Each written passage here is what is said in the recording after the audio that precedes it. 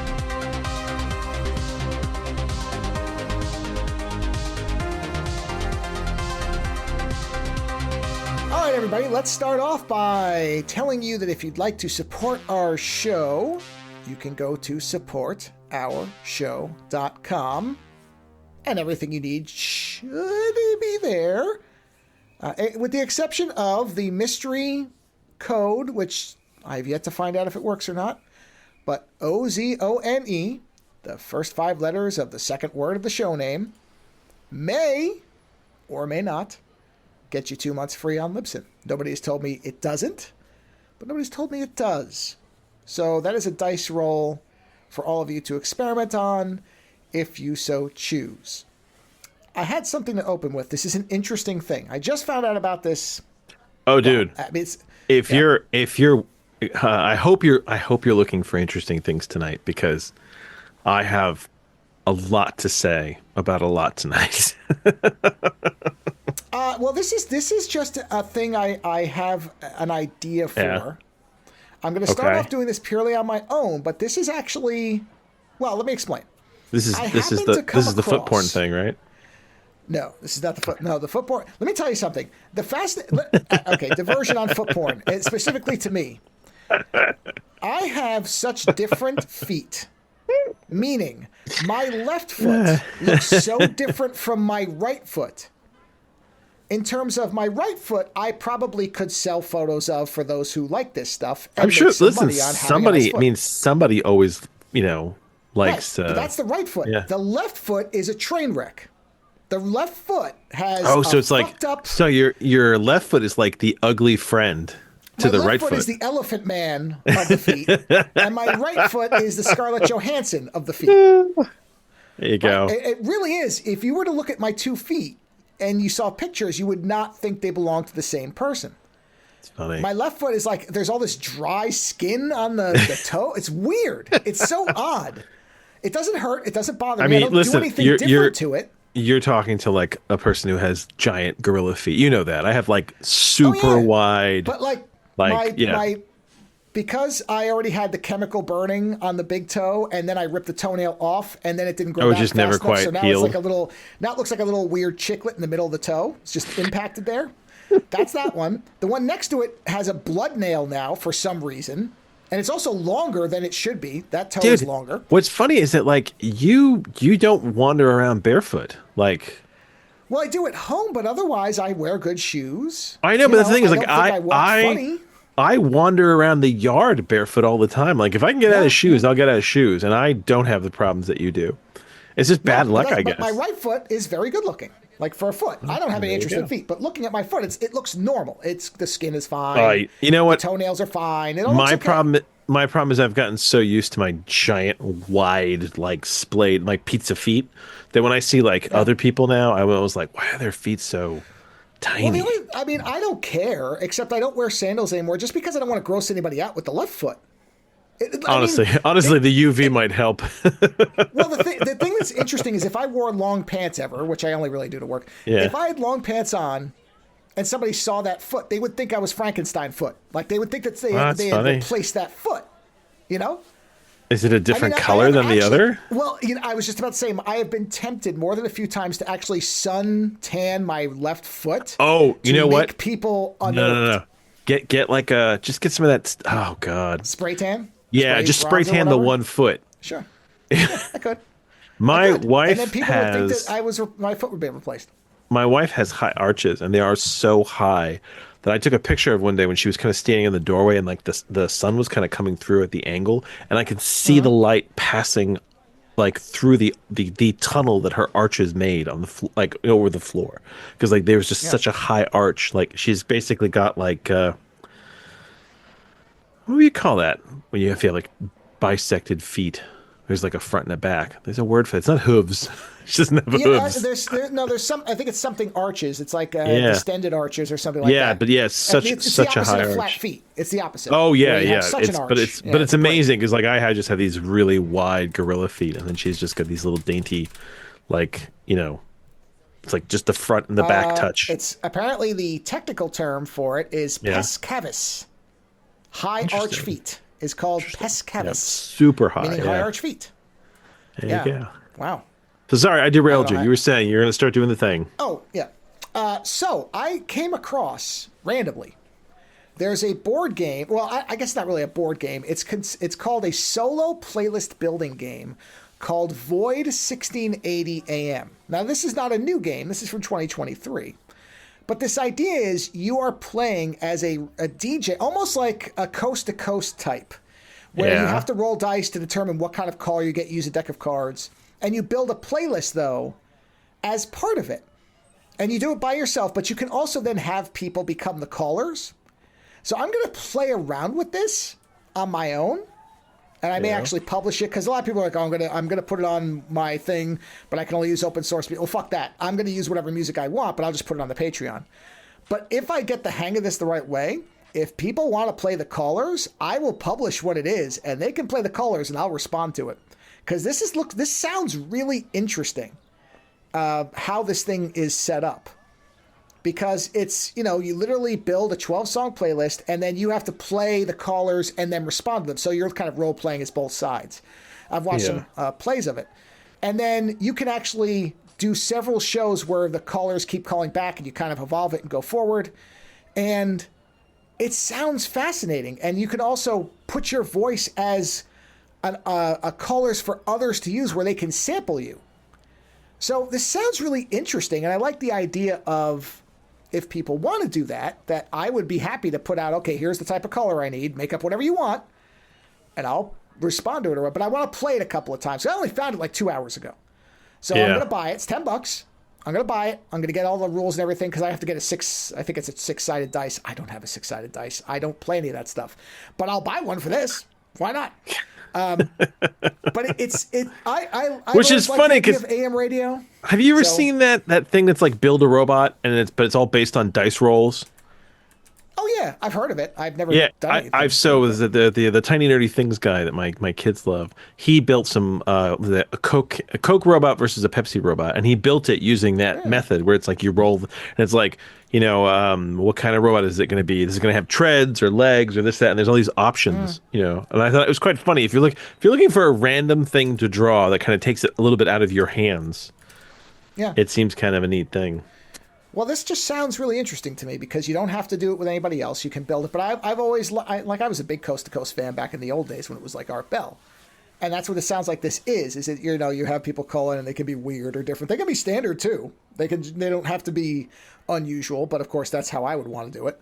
Almost like the Night Vale. I never listened to the radio growing up. Oh, I did. I used to listen to it when I drove to you over, like that 90-minute drive. I would listen to late night radio on the way back all the time. Nope, never did. I always had my tapes. I love radio. No, I have always had a special place for live radio. And there's nothing like it.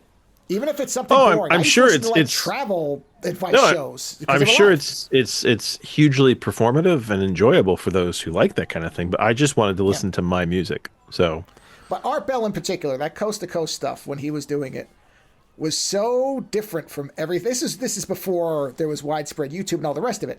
This is the only place you would hear these lunatics that would call in and say, yes, every night Ronald Reagan's spirit comes to my house and he's shepherded by ghost black helicopters and he's told me where all the Iran-Contra weapons are. And he would just listen to him and say, okay, that's interesting. And he wouldn't say anything. You know, he would just play along. But you would hear every kind of lunatic fringe nutbag there was. Yeah, because it's somebody to call who will listen.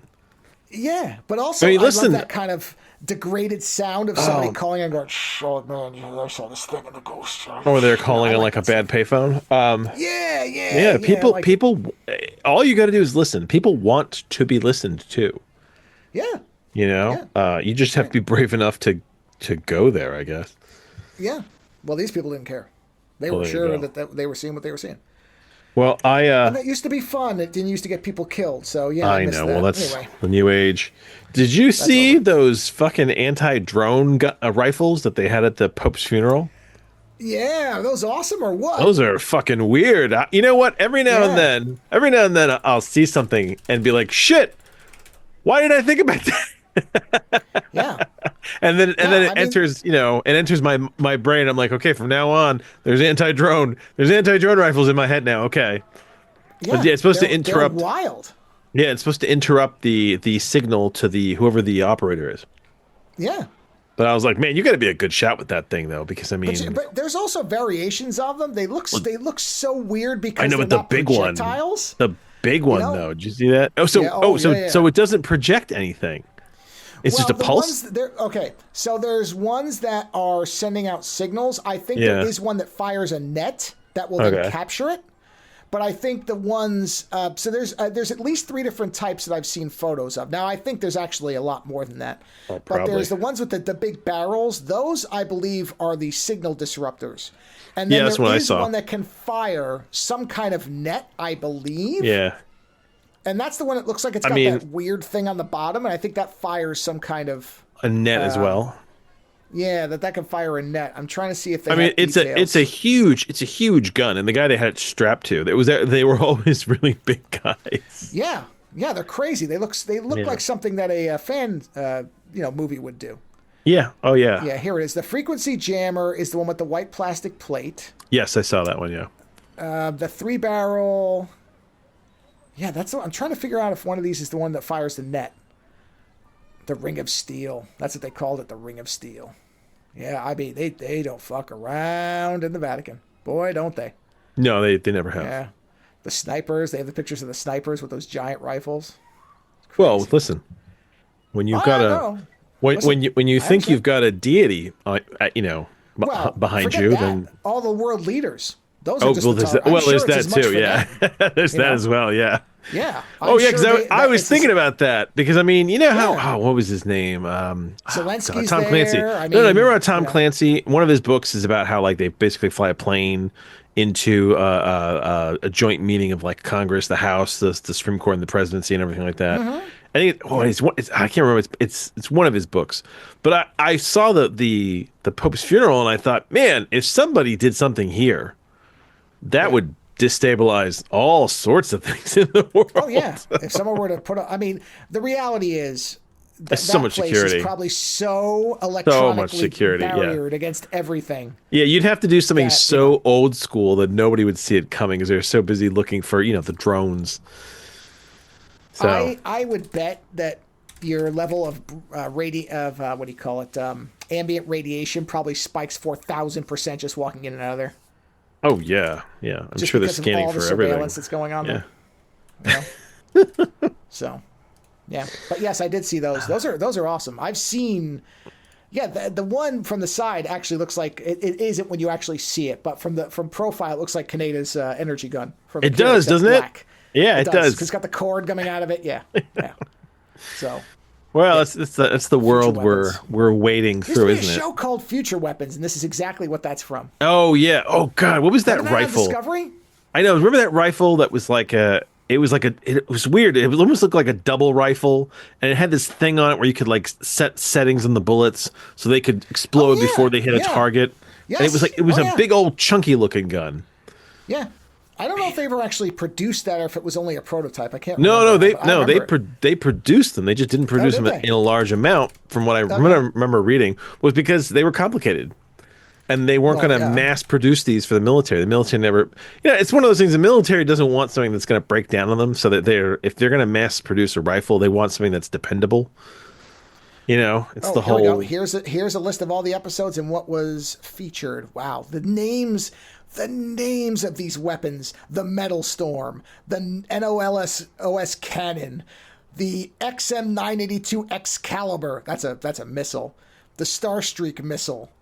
Yeah, they're not going to call them. Weapon? They're not going to call them the Whoa. Smiling Unicorn or something like that. No, I understand, but the let's cupcake see. survival disruptor. Like. The dragon skin. What's the dragon skin? Oh, that's a body armor. Okay, that makes sense. Oh, the 416 Barrett, of course. Well, you can't not have that. Yes. Let's see.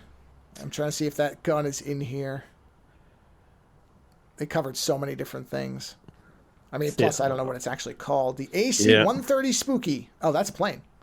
The electromagnetic railgun. Ah, the thing everybody always gets to play in a super game. Give me the fucking railgun. That or the Gauss rifle. Same difference. Let's see.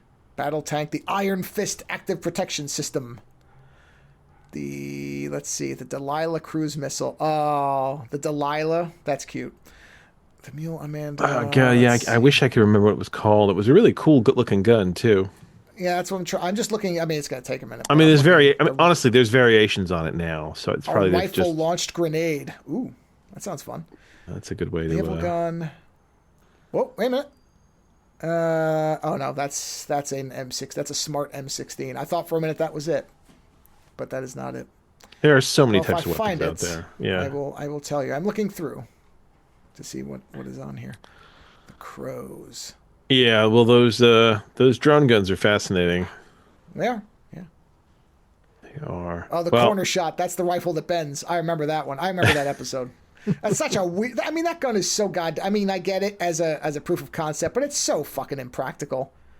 Like, could you imagine having to carry that thing around and make sure it's either bent correctly or straightened, and accidentally firing it when it's bent? They basically call you for it. The one guy knows how to use it, and they're like, "Hey, get that gun from the van," Yeah. But you're not gonna have it just randomly, Call Johnny Rifle. We need him. Yeah. What's your job in SWAT? I shoot around corners. Yeah, I run the corner gun. The corner gun. Oh, corner gun. All right. Anything else? Nope, that's it. They just needed me for that. Well, Tower 21. Interesting. Okay. I wanted to get into some of these reviews tonight because I have a feeling that our joint review, is going to go hard in a direction you weren't prepared for. Sure. But I want to start with my review of something else before we get there. Now, Joe hasn't seen this, but I told him to watch it because I was amazed by it. I saw an episode of the first season of, what's his name? Let's forget his name. The Gatwa. Yeah, so the new doctor, Dr. Gatwa. yeah, sure. I watched an episode. It is episode 5 of the first season. It is called Dot and Bubble. Right? And I enjoy the new Doctor. I think we talked about the Doctor. It's actually, no, we talked about the Doctor when we were watching a movie recently. And we had our theories about, the Doctors and Masters. But either way, I've generally enjoyed the new season of Doctor Who. I like Gatwa as the Doctor. It's different, which I like. There's a different energy. A lot more music than I was expecting. That's a bit weird, but I've kind of just come to realize it's, and I feel like it manages to be almost more colorful and more vibrant, even when it's dark, right? Which is something that I felt like Capaldi's Doctor Who was very dark. It was very dark all the time. And he was a very dark doctor. Like, a lot of the stuff he dealt with was very dire, and he was always dressed in he got more funereal as things went on. But we saw this episode called Dot and Bubble, and when I saw the trailer for it, I expected nothing of it. And after I watched it, I realized that this is probably the best episode I have seen of the Dr. Gatwa, Jodie Whittaker, and Capaldi combined. right? It is so scathing of society and so maddening. I can't remember the last time I watched a Doctor Who episode and was just sitting there going, what the fuck? And I think I told you a little about it, but I'm going to share some of it, which is essentially, this is one of those episodes the Doctor is not in much. So there's a woman, and she wakes up in bed, and immediately she says, "Oh, was it a bubble?" She thinks she says bubble, and immediately this kind of holographic screen comes up around her head, and it has windows of all the other people who are in the city, and they are all, and everybody is like Instagram fabulous, right? And she checks in with all these people, and everyone's like, "Oh my God, it's such an amazing day, and la da da, and you look incredible." And she's like, "Okay, I'm gonna get up now, and I'm gonna go to work. It's a work day." And she gets up, and she gets all beautiful, and the doctor, I think it's the doctor who pops up. Doctor pops up at one point, and she's like, "Who are you? You're not supposed to be in my friend feed." And she like basically bans him. And then various friends start coming in and talking to her, and it's all very sort of, it's very sort of Instagram, Facebook influencer sort of, dribble. But then one of her friends goes, "Hey, have you seen, was it a Bob or something like that? I haven't seen Bob. Bob is not answering, he's not online." Everyone's like, "Oh, he's fine. I'm sure he's just, doing something, outside the sphere." And everybody gets in this holographic sphere and they never take it off. So the main girl, is it Jane? I think it was Jane. She walks around and the bubble tells her where to go. It has cameras on the outside, and it basically says forward, left, right, and so you never have to get out of this bubble, right? You are completely just in it. And even when you get to work, you just have the bubble on while you're working.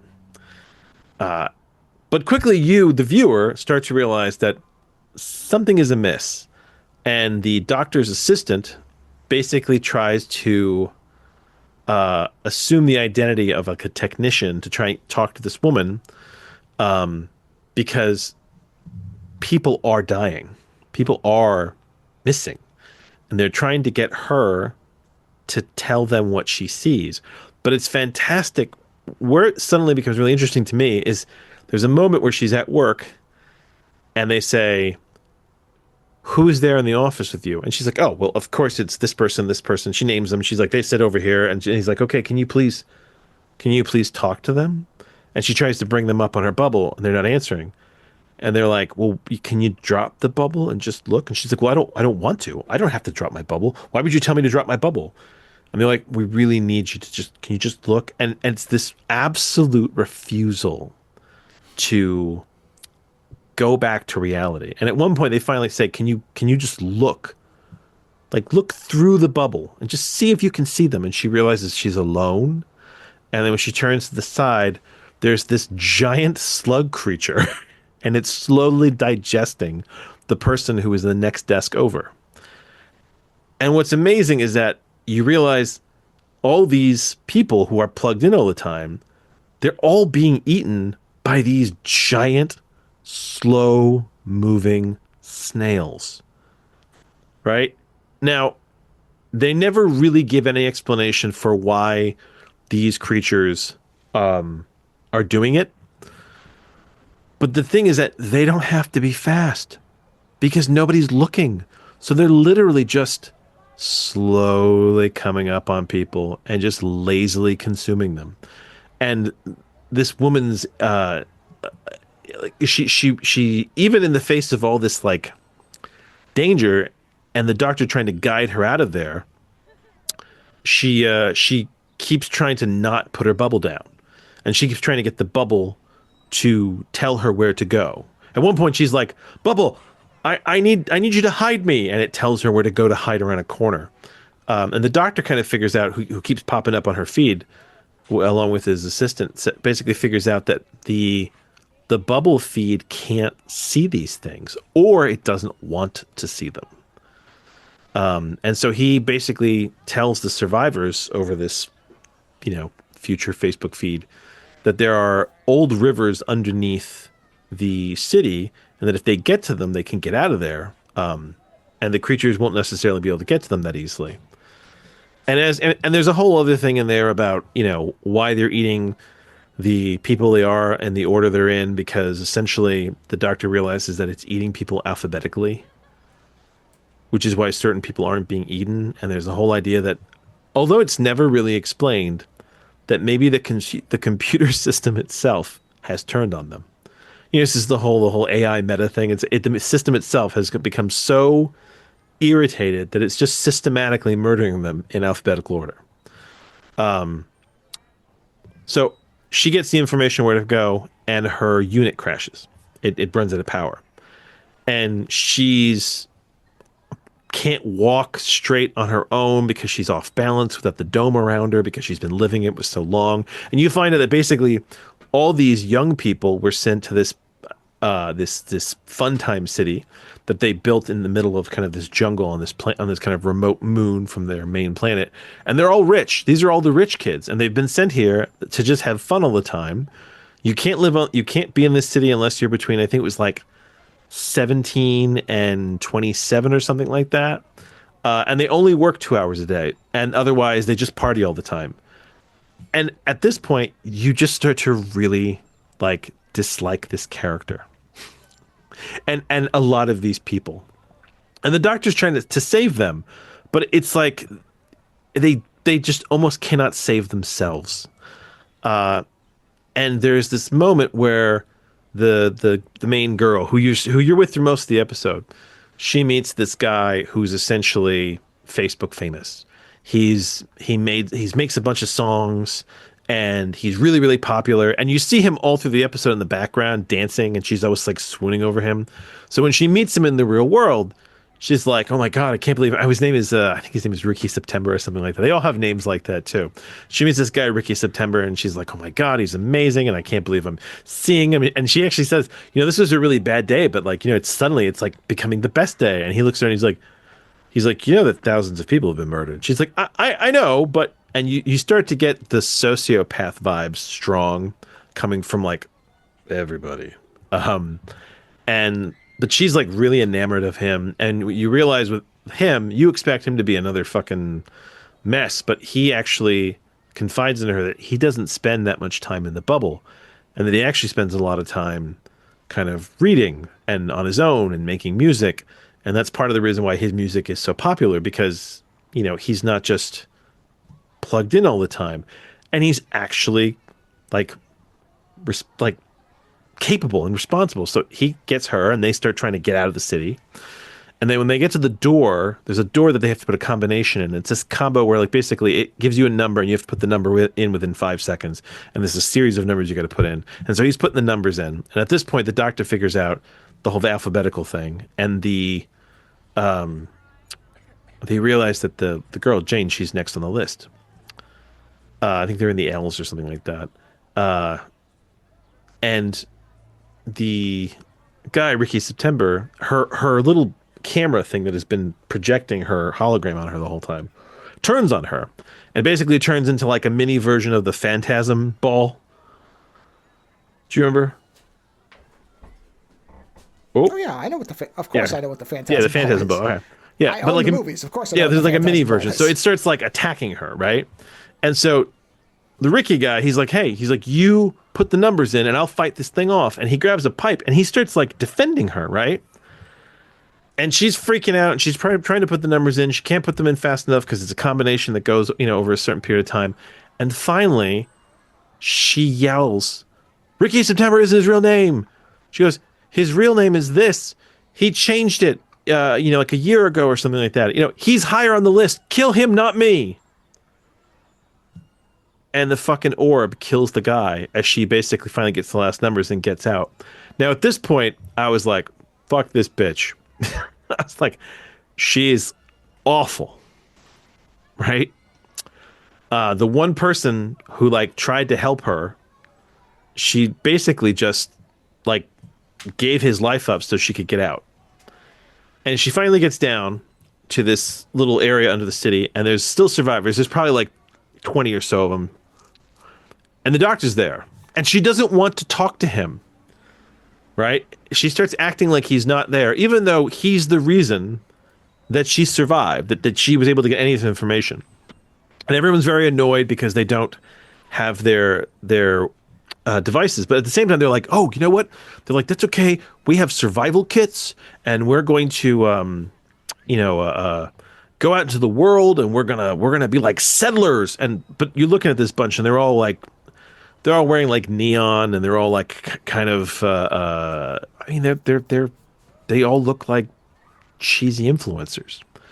And at this point, you've found out that these creatures have already destroyed the homeworld, so there's nobody coming for them. They're on their own. And so they're all getting the survival gear and getting on this boat that literally looks like something out of, remember the Jungle Ride in Disney? You had that Sure. nappy little boat Cruise. that you could get it. Jungle Yeah. Cruise? It looks like the Jungle Cruise boat. And they're all going to get in. And the doctor's like, you guys aren't going to survive out there. They're like, you guys have no survival skills. And they're like, oh, well, we have our spirit and we'll be together and this will be a huge adventure. And he's like, I can bring you anywhere. He's like, let me help you. I have a ship that can fit you all. And they are so, basically she says, you're not one of us. You're not like us. We don't really want to talk to you. They're like, over the internet, maybe, but like in person, she's like, we're good. We'll be just fine. And the doctor starts having this like fucking nervous breakdown because he knows they're gonna die. They are going to die. Like there's no question about it. They are completely incapable. And to some degree, you want them to die because they're fucking awful people. And yet you hold out this hope that he can convince them to save them, right? And they don't. They basically just laugh in his face, treat him like shit, and get on their little jungle boat and take off. And the doctor is just fucking ruined that he realized that he cannot save them. He can't save them from themselves. And the episode ends with them on this little boat, all happy, like, ha ha ha ha ha, fuck you, doctor. And they just take off.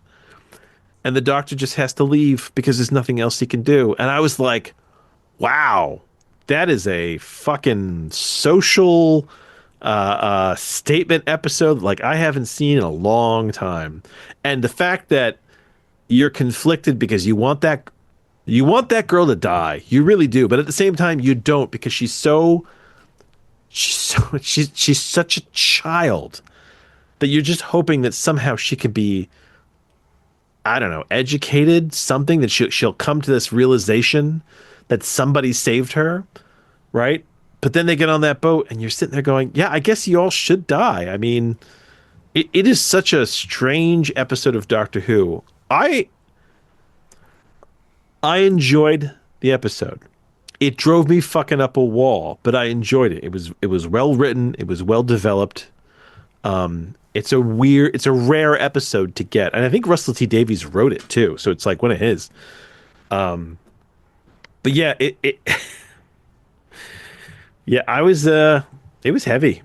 Like, at the end when he's like, and my wife was like, "Are they racist?" And that's the thing, I can't tell if they were like if they were against him because he was black, because I don't remember seeing anyone black in this city, or if they just didn't like him because he was kooky and didn't look like them. And the thing is, they kept treating him like he was the idiot because he didn't know their slang. He didn't know their their in-group jokes and things like that. And they basically assumed that he was some kind of fool. So yeah, it was, oh God, it ends up being such a vicious episode because you're just watching these people boat off to their demise. I mean, they were very nearly all wiped out by slow-moving slug creatures. That once you can see them, you can easily walk around them. They can't even lunge at you. You can literally walk in front of them and just keep going. The only reason they're eating these people is because everybody is just standing in place playing with their devices, and they just come right up on you, and you don't realize it till their mouth is basically around you. But if you can see them at all, then they are completely, maybe not harmless, but like they're incapable of catching you. So I would love it if you at some point saw this, just to get your take on it. This is probably one of the few episodes of this season of The Doctor that I've watched that I was like, you know what? I was like, this for me is very defining of this Doctor, this episode. I was like, and the kind of stuff they're getting into. I can't. I'm wondering if I could see another Doctor doing this episode, because you always wonder that, don't you? When you see like a really good episode, and you're like, I wonder how a different Doctor would have handled this, or it would have had the Sure. same power. It's like Yeah. what's the one with the Weeping Angels? Don't Blink. Is it Don't Blink, or is it just called Blink? Can't remember. I think it is just Blink. Oh yeah. So there's the episode, the first time you ever meet the Weeping Angels. I think Tennant is really good in that episode, and I think that maybe you could do it with Matt Smith, because there's a lot of similarities between the two of them. They were different, but there are similarities. But I don't think you could do an episode like that with Capaldi. I don't think he would have been able to carry it the same way. You know what I mean? I don't know why, but there's just certain episodes that I feel like certain doctors can't occupy. Like, do you remember the one where the Doctor meets the human presence of the TARDIS? Oh yeah, vaguely. Yeah, honestly, Guy Mon wrote that. It's fucking terrible. I know, right? Now that I think about it, that's why he was so handsy with it. Okay. Yeah. But Matt Smith, that episode feels like it is completely kind of based on. No, that couldn't be a Guy Mon episode. The Master wasn't in it. Oh shit! God, wordplay. You know what? There's a special edition that you can get of Neuromancer that I think Penguin did, right? And I've seen it for a while. It's got a green hardcover. It's really nice. I've seen it a bunch of times. And the other day I was at the bookstore and I saw it. And I was like, oh, you know what? I was like, I should buy this. I should so buy this. And I picked it up. Guy Mon did the introduction. Oh no! And I was like, I'm good. I don't need this in life. I already own this book, and I put it back on the shelf. Well, I'm kind of glad you didn't, because Folio just released their version of it. Did you see? I kept meaning to send this to you. Just recently? They just announced it. It's in pre-order. So it's geez, announced. It's sold not out. done. Never mind. It's gone. You know what? That's how fast it went. I have a leather-bound edition of Neuromancer. I'm good. Well, but it's illustrated. It's an illuminated Oh, version. shit. I don't need Signed by illustrations. William Gibson. I specifically don't want illustrations. I realize that more and more. See, you and I are different this way, because I love these. No. Because remember, you're an illustrator, so you like to see the way people create images of this stuff. Well, whereas, and most of these are of the environment, not... Oh, I'm aware. But for me, remember, because of the way my imagination works, I will never see an illustration that can do that. That matches what's going on in my head. I mean, that's always true. Whether and I don't want it, and I don't want it fucking with my headcanon, because I prefer my headcanon. Actually, this is the same way. Best part of the book. Yeah? The best part is the sides of the pages are all TV static. Oh, that's funny. So like when you look at it, it's all static. Yeah, you know what? What's funny is that I love books, but I don't have a fetish for books anymore.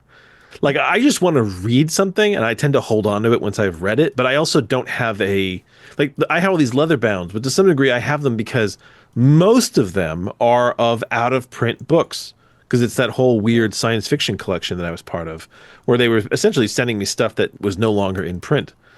But I don't fetishize books, so it's like a lot of these books. I think that they're pretty, and I like that they're doing what they're doing with them, right? But at the same time, I don't feel the need to spend. Oh, what was it? Wasn't there a Dune that was like $500? Yeah, like I don't feel the need, because the thing is, the $4.95 copy of Dune is still. I'm incorrect. So yeah, the limited edition that was signed by Gibson was $600. Okay. The regular one's $125. That's far more and still available. For a nice big hardcover. Oh yeah, that is still. I was going to say, send me. Listen, send me a picture of it. Okay. I sent it to you. It's in the chat. It's there. Okay, I'll take a look. Yeah. I don't know how the chat works in here. Okay, there it is. Oh, you have to hit the little bubble. I just found it. Yeah. Yes. Oh, you know what the only bad part about the regular version is? It doesn't have the static pages. It's pretty awesome. Yeah, I mean, and the other thing is illustrations too. And the other thing is, like, I find that a lot of times with the illustrations, the interpretations that people have of Neuromancer, it also doesn't match with the way I see it, and it just ends up being noise to me. See, that's the fun to me, is to see what different people see it. Yeah, I like for people to describe to me what it is they see, but I don't need it in my book. You know what I mean? Sure. Like was it was it Murderburger? No, what's his name? That illustrator that we like, Deathburger. Oh, Deathburger. I like Deathburger. Yeah, I know. Deathburger, Murderburger. I really like his illustrations, and I like a lot of his stuff that he's done around Neuromancer, but it's outside the book. It's separate, so I can kind of process that. But I mean, how many times have you, in the 90s, I would buy a book and there'd be a cover, right? Yeah. And that cover would immediately color me to how I thought the main character is supposed to look. Then you would read the book and be like, wait a minute, the guy on the cover doesn't look anything like the main character. So what the fuck is that? That's another area where you and I are different. That doesn't do that for me at all. I don't care. It does. Yeah. No, I always look at it as the artwork. I think part of this is because I've seen so many different interpretations of different things that there is no standard because but everybody does something different. Do you know that show Longmire? Like the Predator helmets. You know? Yeah, I know. You know that show Longmire? Your favorite is whatever one your favorite is. Doesn't matter. There's a mystery show called Longmire that's based off a series of books. Longmire, the show, is nothing like the books. The books are so much better. They got so much other shit. That's Kitty Sackhoff. But the guy they got to play Longmire, I saw him before I started reading the books. So when I started reading the books, that got in, and that's what he looks like in the books to me. And even though I think that the books are way better, and it actually puts me off the show because the show is basically CSI, it's Law and Order with Longmire characters. That's all it is. It's not actually, because the books have all this weird spiritual stuff going on with the Native Americans and all these things, like, fucking at one point there's ghosts, but that image got in, and now it's there. And like I had that I have talking about this Jurassic Park, where like when I was younger, I saw the movie and I read the books so close to each other that I had memories of the book as if I had seen them in the movie. Yeah. And then realized, no, that's not in the movie. And now I've seen the movie enough times that it's kind of concreted in. But still, if I read from the book, I see Sam Neill in my head. Oh, interesting. It gets in. And I know it gets in. I don't see Ian Malcolm. I don't see any of it from the movies. Yes, so and that's why I won't watch Altered Carbon, the TV series. Because I love the headcanon I have of those books, and I don't want anybody else's imagery getting in the way.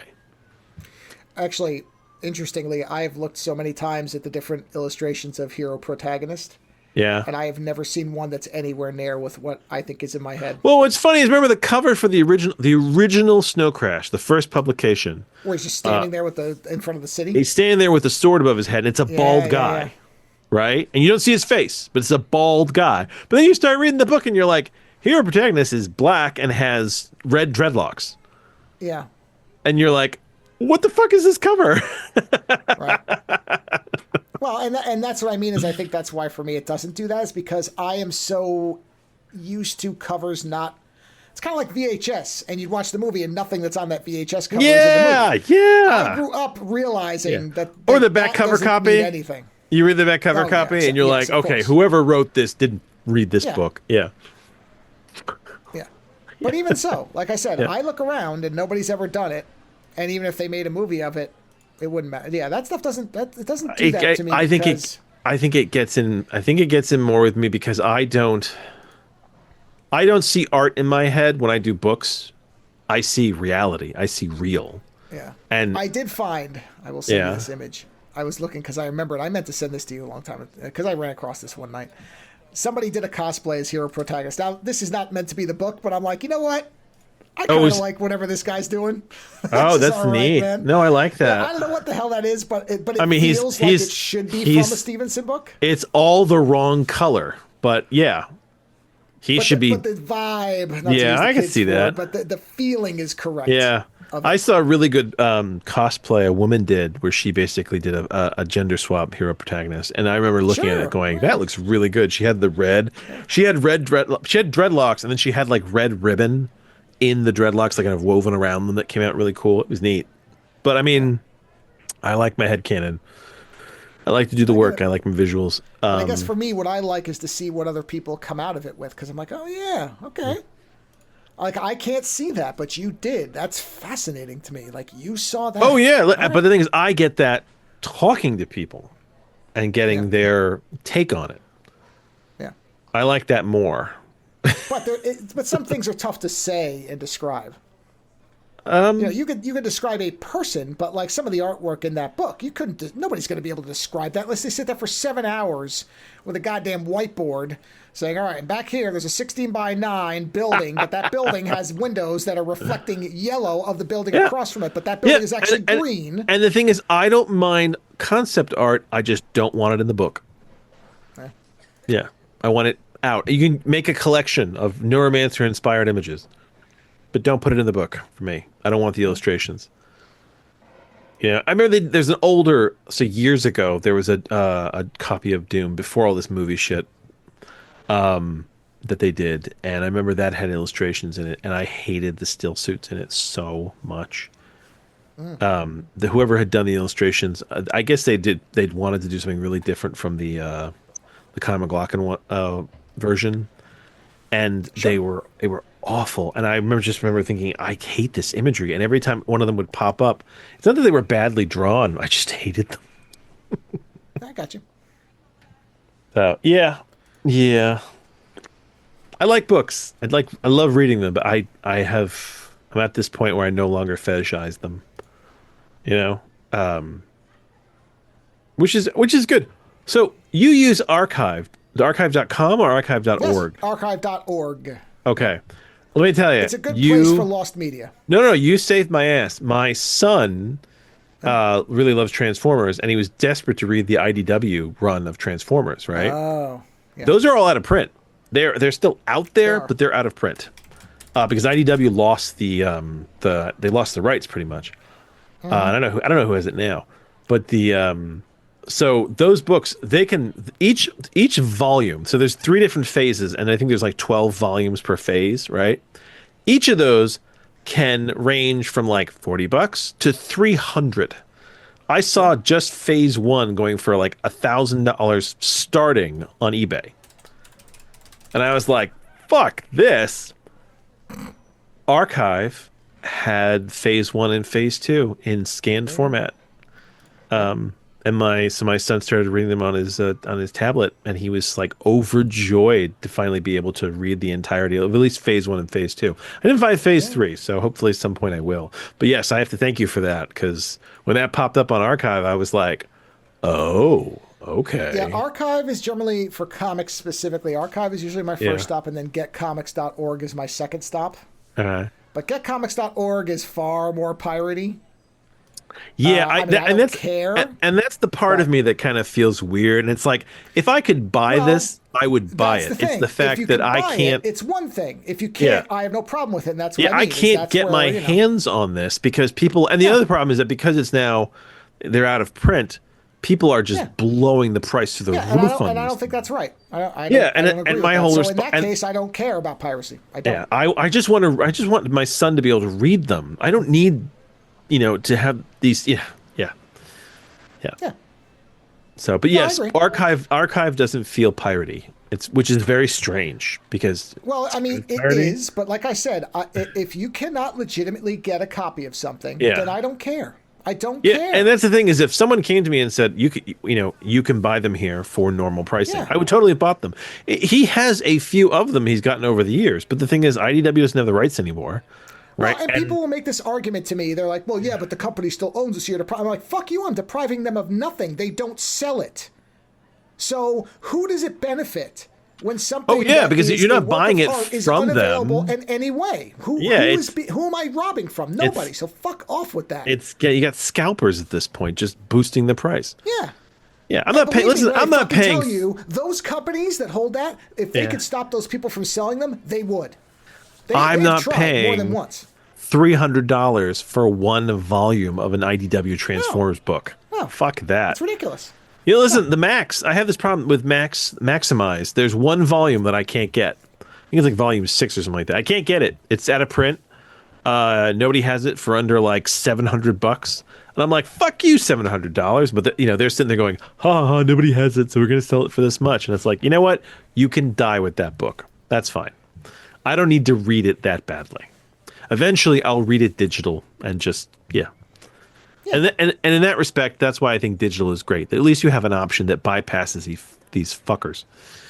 Yeah, Honestly, my biggest annoyance right now is that most manga has to be read in the Japanese style, and I can't I stand know you that. hate that. I know. I can't. I know when people are like, "Oh, you'll learn." I'm like, "No, And damn the it." thing is, that's something that has to be like manually changed. That's not a. And I've done it. I I have done know. it. But this is the thing: is when people are like, "Oh, you can learn to do," it. I'm like, "Yes, I could," but most of what I read Really is have. American style. I know we have talked about this, but you really have that much of a problem doing it? I do. I do. Oh, interesting. Like I've read comics the same way for 40 plus years. I know, but my brain just goes, Including- I'm just reading it backwards. It's fine. No, my brain does not. It just doesn't enjoy it at all. I know. Look, It goes okay, it let me goes put it this it goes way. against everything that is correct in your brain, doesn't it? Well, this thing is, it becomes work, and reading a comic book should be entertainment and enjoyment, not. Oh, right. I have to remember bottom right, upwards to the like. Fucking come on, man. Like I understand it's more faithful. Fine, you want to look down on me because I'm not reading Why the is pure it version. actually why I'm okay with that why is it backwards? Out of because that's how they curiosity. read it. That's how books are read. Apparently, That's just in how Japan. they. Oh, there you go. I was just wondering if there was a reason that And you I know. assume it's everything. Although let's see. It is. Oh no, it is. Style. It is everything. Okay. Yeah. Well, it's like when they drive on the opposite side of the thing. So, whatever. I don't think there's anything bad about it. But No, you I just feel like can't you do should it. have both Yeah. versions. Yeah. Well, a lot of versions get translated to American style, but And you have here's to the have a thing about it, company too. want to pay for that. Well, and a lot of these comics did exist in that style, like Battle Angel Alita or the Akira, those hardcovers. I'm not going to buy them to never read them. So I will stick with my soft cover collection because they're in left to right. Oh yeah, those are great. Yeah. Oh, the yeah, artwork doesn't yes. suddenly get better. It I doesn't. still have my Spanish version. Well, you lucked out because I think your Spanish one is left to right, right? It is, yeah. It's Yeah. normal. So if For- I read normal for Spanish, us, somebody's yeah. like, "We can learn Spanish." No. No. No. I'm not reading- Oh I'm not reading man, another yeah, language yeah. over You haven't lived till you've read Kaneda going mierda, mierda. Yeah, in the original Spanish. No, I yeah, assume the not. original Spanish. The original- Oh man, yeah. So it's I mean, I like it when books get. I mean, I like it when books get put out like good editions and stuff like that. And I will buy a good edition and retire an old edition. I mean, like I said, like I Oh, I've done that. yeah, and that's the thing is because I'm not attached. It's like, okay, you know what? I like this edition of Neuromancer more, and I'll get rid of my edition, you know. But then the thing is, sometimes I'll get a really good edition that I like. But they just did this, so the trilogy. That's what I like about these little public library stands they've got now. Yeah. Is I put my books in those, and maybe Oh, somebody will just yeah, pick something up that they never would have thought of because it's in a free thing. I don't care. Go for it. So like Somebody gets it. the books that changed my life growing up were Dragonlance. I love those, which is a subsidiary of Dungeons and Dragons and Forgotten Realms, all that. They were by Margaret Weiss and Tracy Hickman. They wrote the core books, and then there was a lot of secondary books. I think it was like 36 or so books altogether. And the first 3 books were called the Chronicles, and I loved them. This was like the first fantasy I read. It turned me on my head. This is stuff that essentially made me read.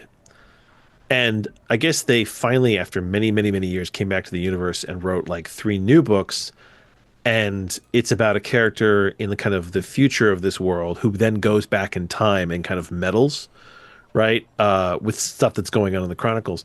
And they re-released the Chronicles, but they re-released them in this collected hardcover, like this, big. And I was so tickled to see it. I had no desire to buy it because I still have my original fucking.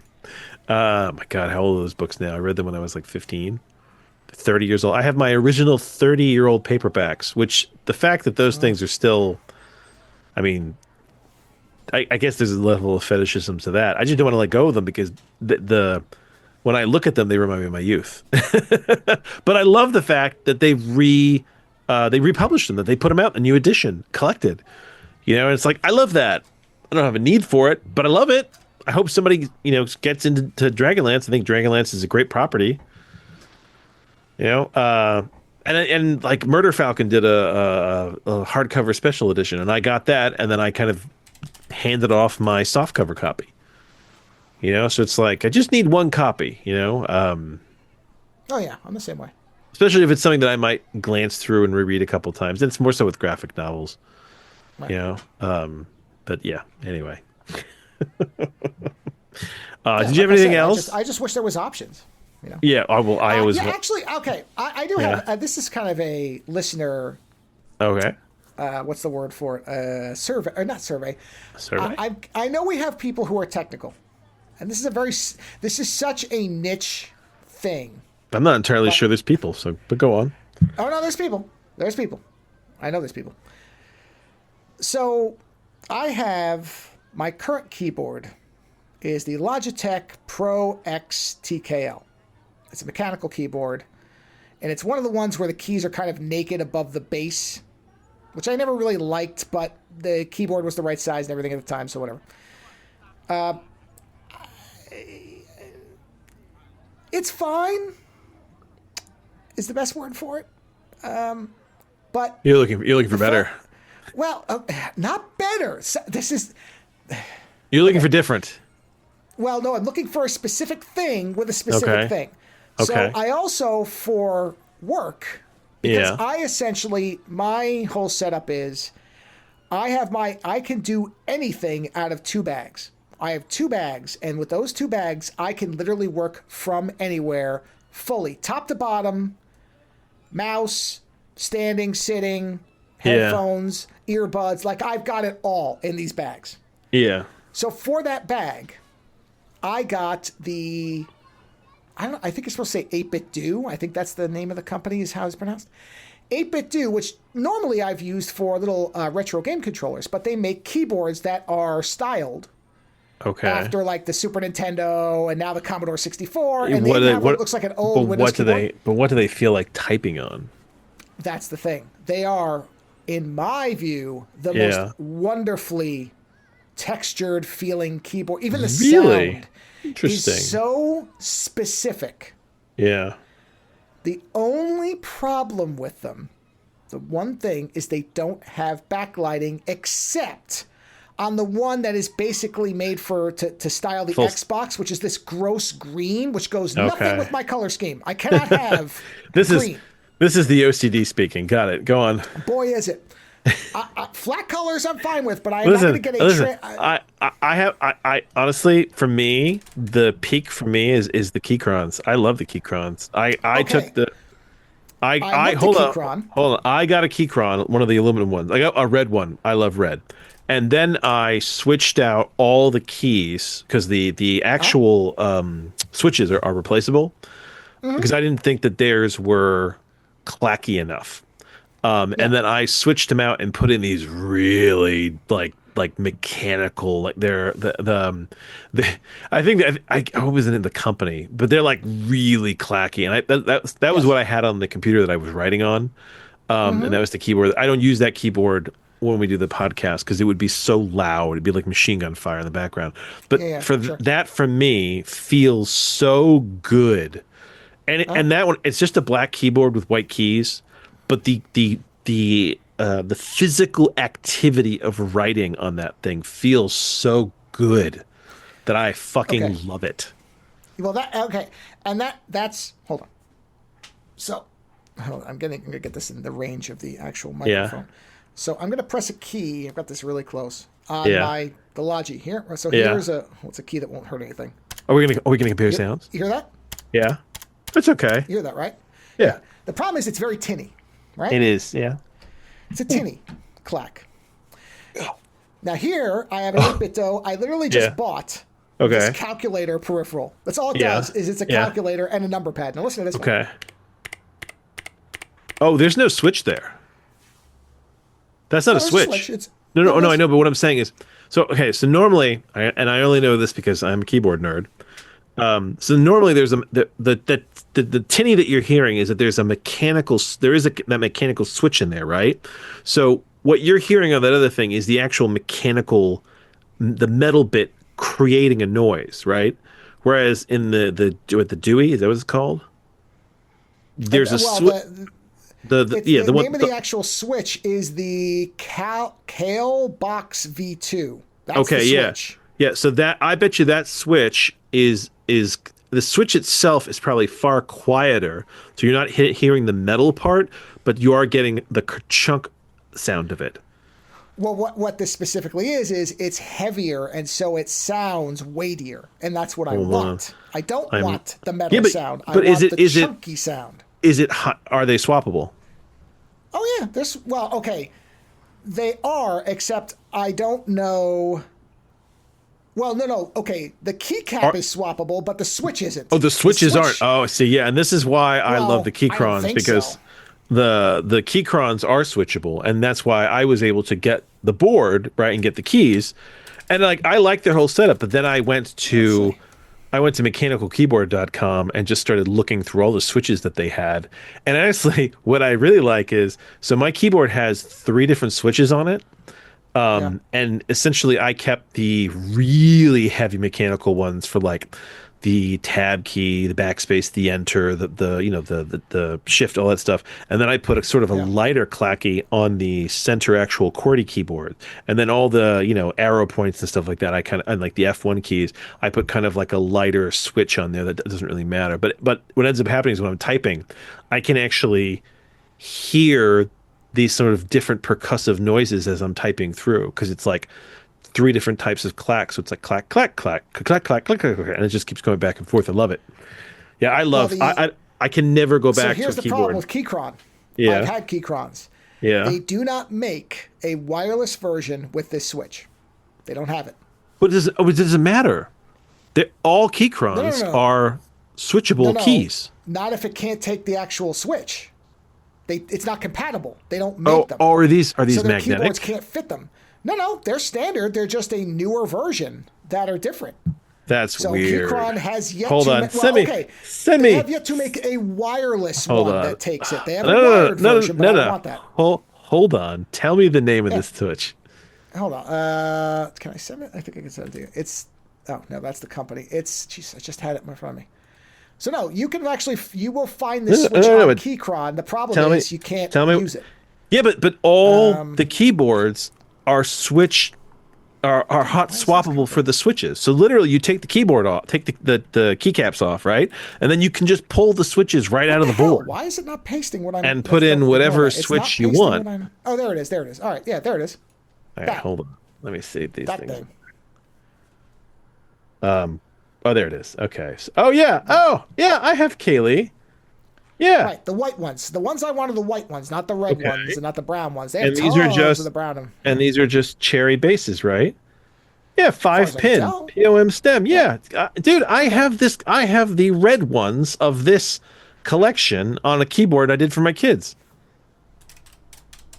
Yeah. You have the red ones, but you don't have I have the red ones. Yeah, but what I mean, I know, but what I'm saying is you can put them on a Keychron.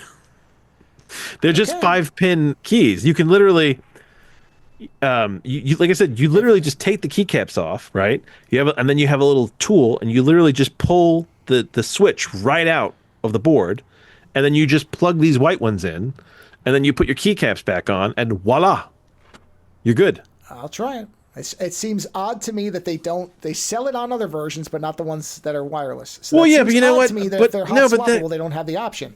Well, because they don't want to have to carry every switch. But they do. They have them on the other ones. That's the thing that's throwing me off. The whites are available. That sounds terrible. The white switches. The whites are available.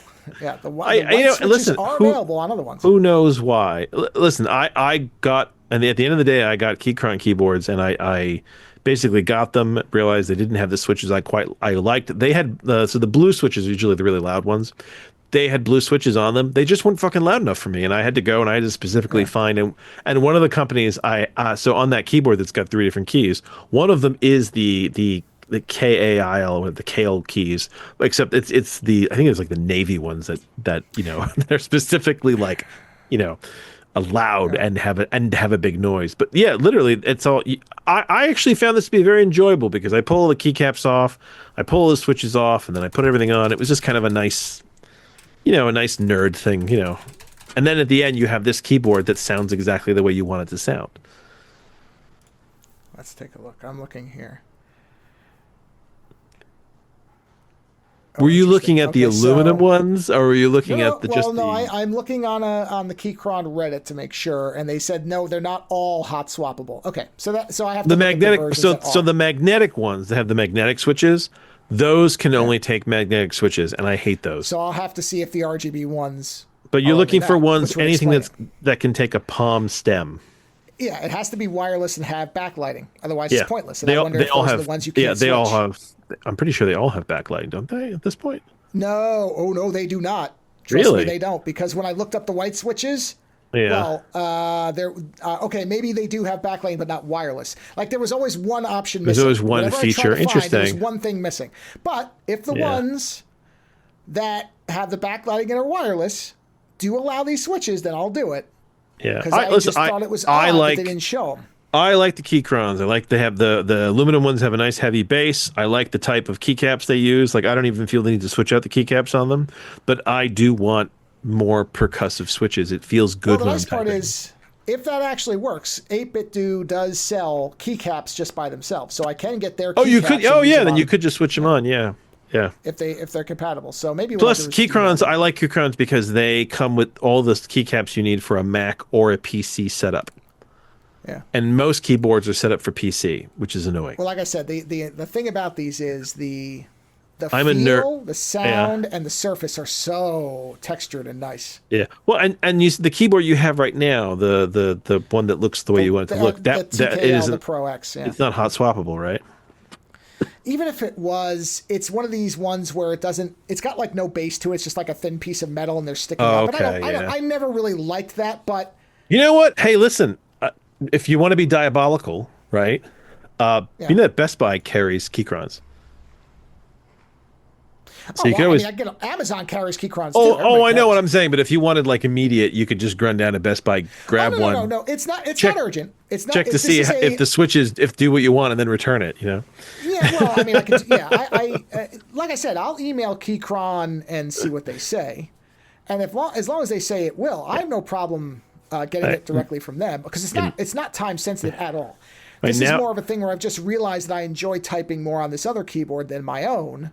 Yeah. And I'm like, Oh no, I totally get it because I've realized that for me, like I can no longer, I do not like writing anything on a laptop anymore. I like having a beautiful keyboard that makes a sound like a fucking typewriter.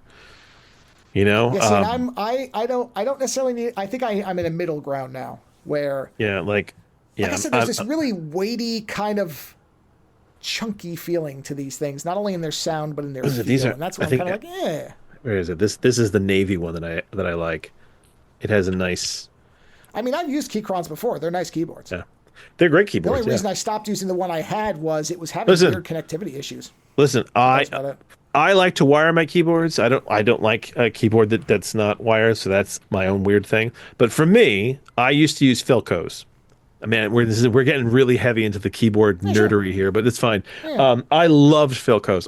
They were cheaper than a lot of the keyboards. They don't have any backlighting, but there was just something so straightforward about them. They were like the old school keyboards that like I was using when I was younger, and they were so loud. I would never buy a keyboard that didn't have a wired option because I have had to rely on it. Yeah. Well, there you go. Yeah. Whereas I move my keyboard around, like when I'm doing my art stream, I move my keyboard out of the way, and then I use the wrist rest is the place where I put the iPad. So I really like moving them. Yeah. And I do try to minimize cables for the most part as much as possible. Actually, I think I talked to you a bunch of times about what keyboards you were using and whatnot, because I was trying to find what the next step for me from the Philcos were, because I was tired of using a Windows keyboard on a Mac. I've been on Mac now for fucking decades, and when I realized that the Philco, the Keychrons could be Mac or PC, I was like, well, that is another thing that I would like to have is 8BitDo does work on Mac. It works fine, but you kind of have to fool it. Luckily, you can program the keyboard directly, and I figured out how to do it because these literally come with giant buttons that you can punch. Yeah. Like to hit mute.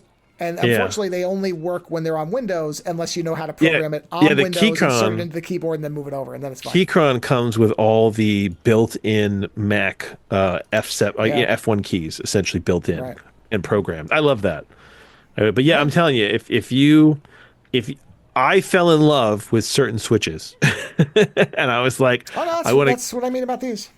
So you buy them, buy more than you need because you're always going to break a few. when you're putting them in. Oh yeah. But otherwise, yeah, get the switches you want. Get yourself a hot swappable keyboard and just fucking go for it, and enjoy your typing. I love that sound. I can't. Yeah. Yeah, my kids. No, I've really come to enjoy that 8-bit-do thing, and it's not expensive, but I just like it. Well, now that we've nerded out about keyboards for what feels like half an hour. Yeah. Yeah, whatever. You know what? I will say this: when I have to write long emails on my like if I want to write something on my phone, or doing like a long text to somebody or something like that, I will plug my keyboard into my phone and I'll write it on the keyboard because I don't feel like fucking typing it on the thing. If I've got the keyboard handy, but I will plug it in and just be like, fuck this, I'm not typing this on this little screen. It's like I'll fucking text you here. But then I always end up writing like 3 times as long because when you've got a fucking full on keyboard, I mean, the words just you always say more than you mean to. Right. What are the whites? What are the whites? Are the whites supposed to be loud? I the only reason I know I like them is because this keyboard I have for work uses them. Otherwise, I can't tell. Like I can't read. Okay, so they are. So the white switches are considered to be. So if you scroll down on that page you sent me, there's a whole breakdown of basically and the operation force to me is one of the more interesting things. So the white switches are considered clicky, and they have a 45. It's like the 45 is the number that you're looking at, but basically it's like how much force it takes to push down the key when you're typing, right? And I punch the navy ones I have. The navy ones are 105. So you really have to fucking hit them, which I love because I never accidentally type anything because I'm always like gush, gush, gush, gush. Right. And they are considered loud. There you go. So good for you. Yeah. Yep. Loud keyboards, man. I fucking love loud keyboards. Suitable for typists. Not that I'm one of those, but I just like the No, but there is there's a thing. My wife on a loud keyboard is so sexy. Which is a weird thing. It's not like I get that. Sure. Yeah, it's a weird. It's not a sexual fetish necessarily, but it's just so sexy that she's like a super typist. And when she years ago she had a Razer keyboard that was that had really clacky keys on it. I can't remember if I put those in or not. And I mean, it was like machine gun fire. It was fantastic. And she's one of those people that types without looking. She knows where all the keys are, so it's just like. Where it's like, I love to type, but I mean, I'm still doing it. I think with 8 fingers, 7 fingers. Right. I'm not a good typist necessarily, but I do like to do it. Oh, I understand. Like playing an instrument poorly. Okay, well. I think it's time to get to the thing that I have wanted to talk to you about since yesterday. Sure. Because we watched Alien 3 last week. Is that what we're up to now? Are we talking about the movie that we're at? Okay, hold on. I realize we're already at that. Yeah, go for it. Hold on. Here we go. Hopefully you should be able to hear it this time. I can hear it. Good. And it is time.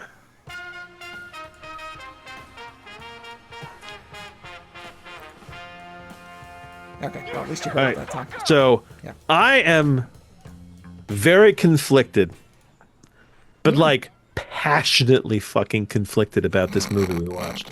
So last week we watched Alien 3. We watched the what was the name of that edit? The Legacy cut. So the A34K.net Legacy cut. Now here's the thing. We're gonna get into the larger Alien mythos here because it's important. It factors in here. Sure. The first Alien movie Ridley Scott did. It's fantastic. There's a lot of mystery. You don't necessarily know what's going on. And honestly, part of what works for that movie is that you don't know. It's just this thing that's popped up. It's like a fucking boogeyman. It's got acid for blood, right? It came out of somebody's chest. And there's so little that you know at that point that it's what makes that movie work so well. They don't know what's going on. And it doesn't really get beyond that either. Whereas Aliens, James Cameron came in and said, how do I make this different? And he brought in the mass numbers, right? So now it was suddenly hordes, and there was a fucking queen. And you needed that because you had space marines, and it was technology versus the brutal space ants.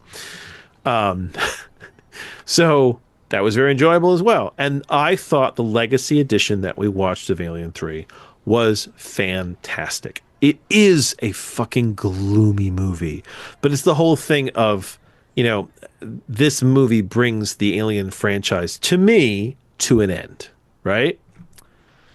And I stand by that. And if anything, watching this movie that we watched last night concretes that so much. So if you hear the commentary, at some point Joe in there says we should watch the Paradise cut of Prometheus, which is Prometheus, which I reviewed years ago. Yes, and talked to the actual person who made it. So that but it's Prometheus and Alien Covenant edited together. Yes. Right. Okay. Edited as a simultaneous kind of forward, backward, time jump cut type of thing. And so this is where the reviewing is going to get very weird here, because I have to separately review elements because I don't want to piss anybody off. Because the thing is, I never saw Covenant, right? Which I didn't realize. And that's why this is important, because I never saw Covenant, and I told Joe that I was never seeing fucking Prometheus again, right? I was so fucking done with that movie.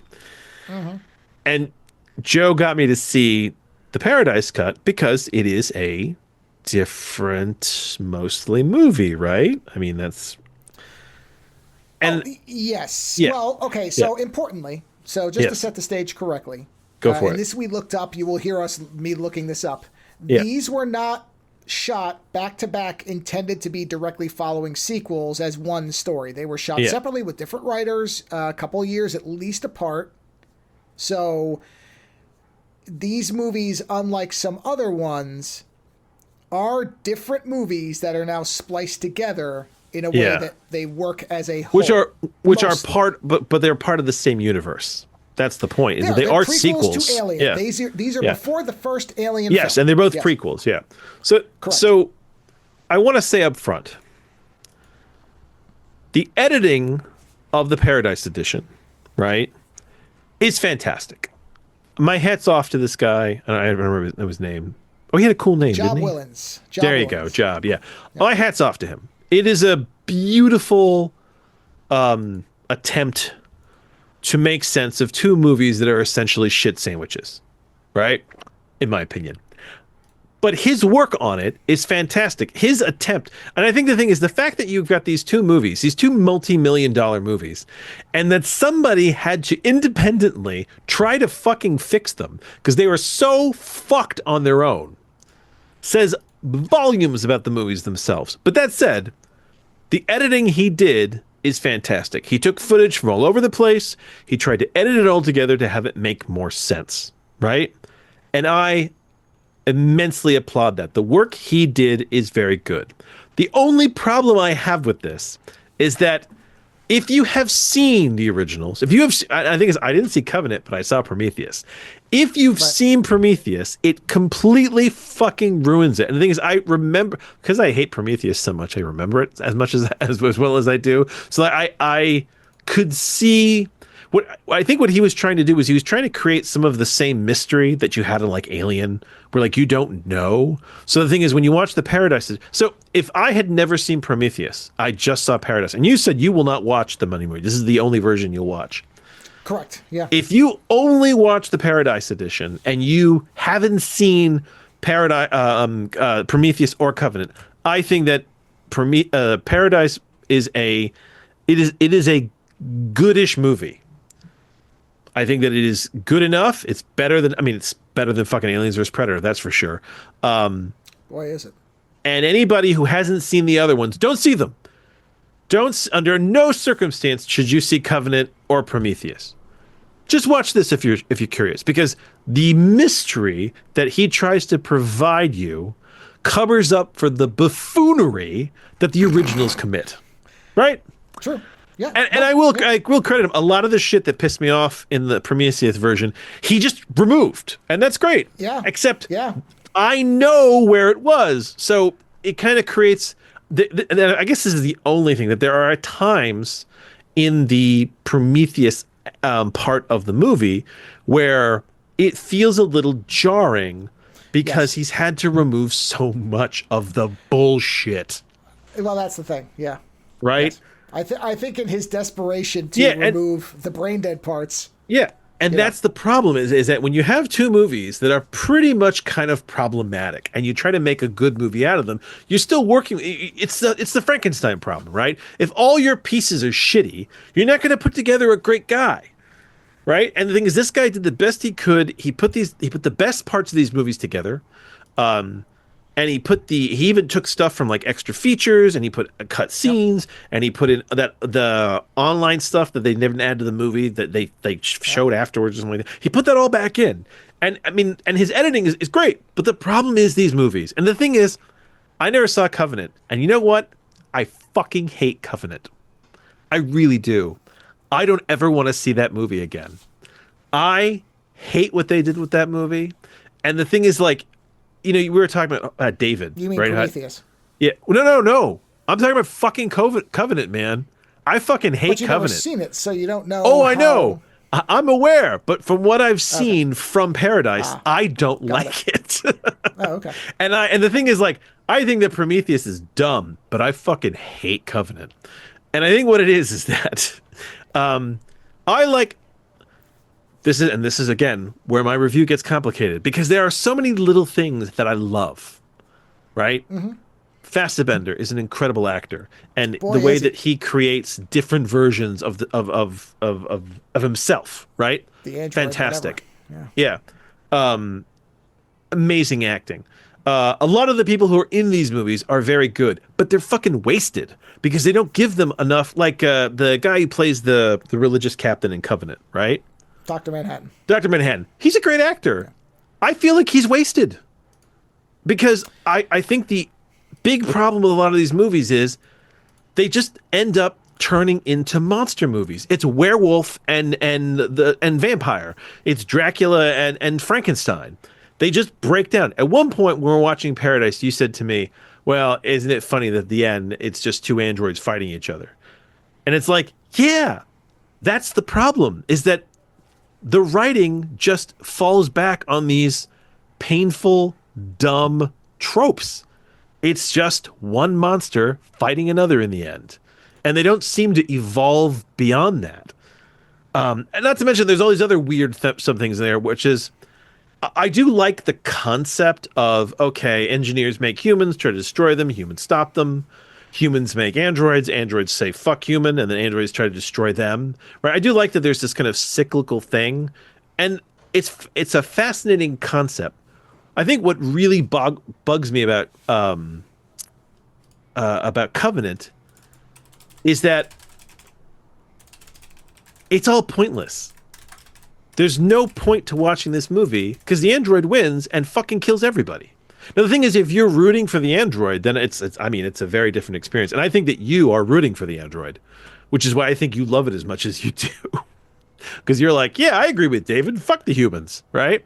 But the thing is, I agree with David in Prometheus when there's all these fucking assholes around him, like, and he's just like so irritated with them. But the thing is, rich asshole makes psychotic fucking robot. And then in the next movie, psychotic robot visits his rage on essentially lowly colonists who have nothing to do with any of it. 20,000 colonists are now going to be used for experimentation to make an alien queen, which is kind of the theme I get at the end of the movie. And it's all one rich asshole's fault. Honestly, yeah. I got to the end of Paradise, and I realized that it was probably one of the most Trumpian movies I've ever seen. And this is the thing, is like, yeah. I don't have these realizations while I'm watching these movies. And this is the thing, like, we watch these movies at night. My wife is unhappy with you, by the way. We watch these movies at night, and normally we watch them, I'm like, ah, ha, ha, ha, right? And like, when we watch Alien 3, I was bummed because Alien 3 is a bummer of a movie, but like, I wasn't irritated. I tried to go to bed after watching Paradise, and I was so incensed by the Covenant aspect of it that I couldn't sleep. I was up for like a fucking extra hour just being like, and fuck this and fuck that and what the fuck is this? And it wasn't anything to do with the Paradise edition. It was that I was so like, fuck Covenant. Like, I was so annoyed with a movie that means nothing. The idea, we show up, we all get killed, the android wins. Then I was like, oh, fuck you. I was like, and don't get me wrong, it's not that I don't like Fassbender, but if you're going to tell me that story, you better get some amazing fucking writers. And don't let it boil down into a stupid horror movie in the end where it's like, oh, Wolfman, fight, thing from Black Lagoon. It's like, no, I want more nuance. It shouldn't boil down to a fist fight between two robots in the end. It's like, Jesus God Christ, has David is... fucked me in the ass so many times. That's really the theme of the movie. And that's the thing, is that what I think the Paradise Edition is trying to create is the story of a thing. It's Frankenstein, right? I mean, that's what it is. If you really want to break it down, it's a progression of Frankenstein. He makes, what's his name? It's not Yutani. David. No. The guy who made him. Wayland. Wayland. Yeah. Wayland is Dr. Frankenstein. He makes David, and then he treats him like shit. And everyone treats him like shit, right? And David, who is the monster, basically says, you know what? Fuck humans. And through the course of Prometheus, he finds his way to basically destroy everyone in that movie, except for the one woman that's nice to him, right? Now, the thing is, there's a big piece missing here, because how much of a monster David is weighs heavily on the idea of whether he kills Dr. Shaw or not. Now, we both theorize that he did care for Dr. Shaw, right? But we don't really know, because her body's not in the ground. It became a giant fucking experiment thing for him, right? So, and there's this big question of, did he do it before she died? Did this what killed her, or did she die of natural causes? Because the thing is, she goes into hypersleep, and then you never see her alive again. And he never outright says. He says he cared for her, but you don't really know, because David is kind of a tricksy character. And then in the second movie, it's just David visiting his rage on any humans that come by and using them for his experiments. Because at the end, Frankenstein's monster wants to destroy Dr. Frankenstein's people. And that's the whole thing. And it basically makes it so that every other... It kind of, for me, I realized it kind of ruins the other Aliens movie, because it kills the mystery. And you talked about this at one point where you were saying the familiarity with something can sometimes ruin it. I think you're right. Mm-hmm. I don't think I needed to know the origins. Now, the thing is, the David story is interesting, and I do love that the Paradise guy was trying to make that. He's trying to make the Frankenstein's monster story. But the problem is that the writing overall is so weak. The concepts are great. The visuals are stunning. Ridley Scott has a phenomenal eye. The design is beautiful, but the writing is so dumb. And it's like, well, how can you have this visually stunning, conceptually fascinating movie and have it be written by monkeys with a fucking typewriter? It drives me up a fucking wall. It has driven me up a wall since I finished watching the movie for you. I woke up and my first thought was about how irritated this movie made me. And the fact that you get through, if I had seen Covenant on its own and gotten through this whole movie just to have David fucking kill everybody, right? But have it been like the way that, because they tried to, who's the girl who plays the cap, or she becomes the captain in the end? That she's like, people were going on about her like, oh, what is her they were going name? on about her like she was the next Ripley. You're like, oh, she's so good in this, she's like the next Ripley. I'm like, no, she's not. She's not at all. She's another fucking victim. Ripley survives through robots, through corporations, through alien queens, through combat. Ripley survives everything, and in the end, she takes her own life to stop this from proliferating. Who said she was not a Ripley? Oh, I read a bunch of articles when Covenant came out. No, I think she's very good. Nobody has ever been another Ripley, except for Shaw could have been. Yeah, I think they're always looking for the next Ripley. Yeah, they're always trying to create an analog. But yeah, but the thing is, Shaw was not. And the thing is that it would have been fascinating to see. You said at one point when we were watching it would have been really interesting to get that movie that happens between of Shaw and David. And then like, you know what? Yes. If you gave me that movie and it was written deftly and they actually examined all this shit, then I would have been totally on board. And then if Covenant happened and had made sense based on things that had happened between David and Shaw, then I would have been on board. But Covenant is an interesting thing. I looked this up after we watched it. There was a draft where they were intimate to some degree on the way, like they actually were in love. And then they dropped all that and they just made it ambiguous. Although there is a piece of audio, which I think we may have talked over it, where he does say that he had to evolve her without her cooperation, which would certainly indicate that he killed her. I don't know how else you could perceive that. And that's the thing is that, Frankenstein's monster, if you go back to that theme of Frankenstein's monster, what did Frankenstein's monster want? A bride, of course. He wanted a bride. He wanted to basically perpetuate his own people. And he wanted to leave mankind behind. But he couldn't make it himself. He needed the doctor to do it. And the doctor basically, I can't remember the book. Does he refuse it or does he do it and it's a mess? I've seen so many versions of Frankenstein now that I can't remember the original text. I don't remember either. Yes, that's the thing. There's so many versions. I only read the original text. I know he wanted a bride. So long ago. Yeah, he wanted, he doesn't equal. But he doesn't get it, and therefore he destroys the doctor's life, right? Doesn't it that he wants to make it out of somebody that the doctor knew? Oh, not like the movie where it was his ex. I think it was like a young girl he knew or something remember. That he was a friend of the family. Hold on, let's find out. I don't remember. We should be able to take. But either way, the idea is that he wants a mate, right? And the thing is with David is this immortal. Oh no, it is. It is Victor's wife. He marries her, and the creature kills her on the wedding night. So they kept that the same in the movie. Holy shit! There you go. Yeah. Wow. No. I'm sorry. I read too far ahead. Okay. Yeah. So while working on the female creature, Victor worries about the creation being able to procreate. Yes, and destroys the female before it's done, and that's why the monster murders and that's his why wife. the monster decides to take his life apart. Yeah. God. So damn, and then the thing is that read this book. So David is a perfect being.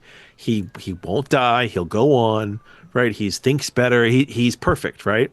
He is the perfect monster. And Waylon will not make him a mate. Waylon hates him. Waylon treats him like shit.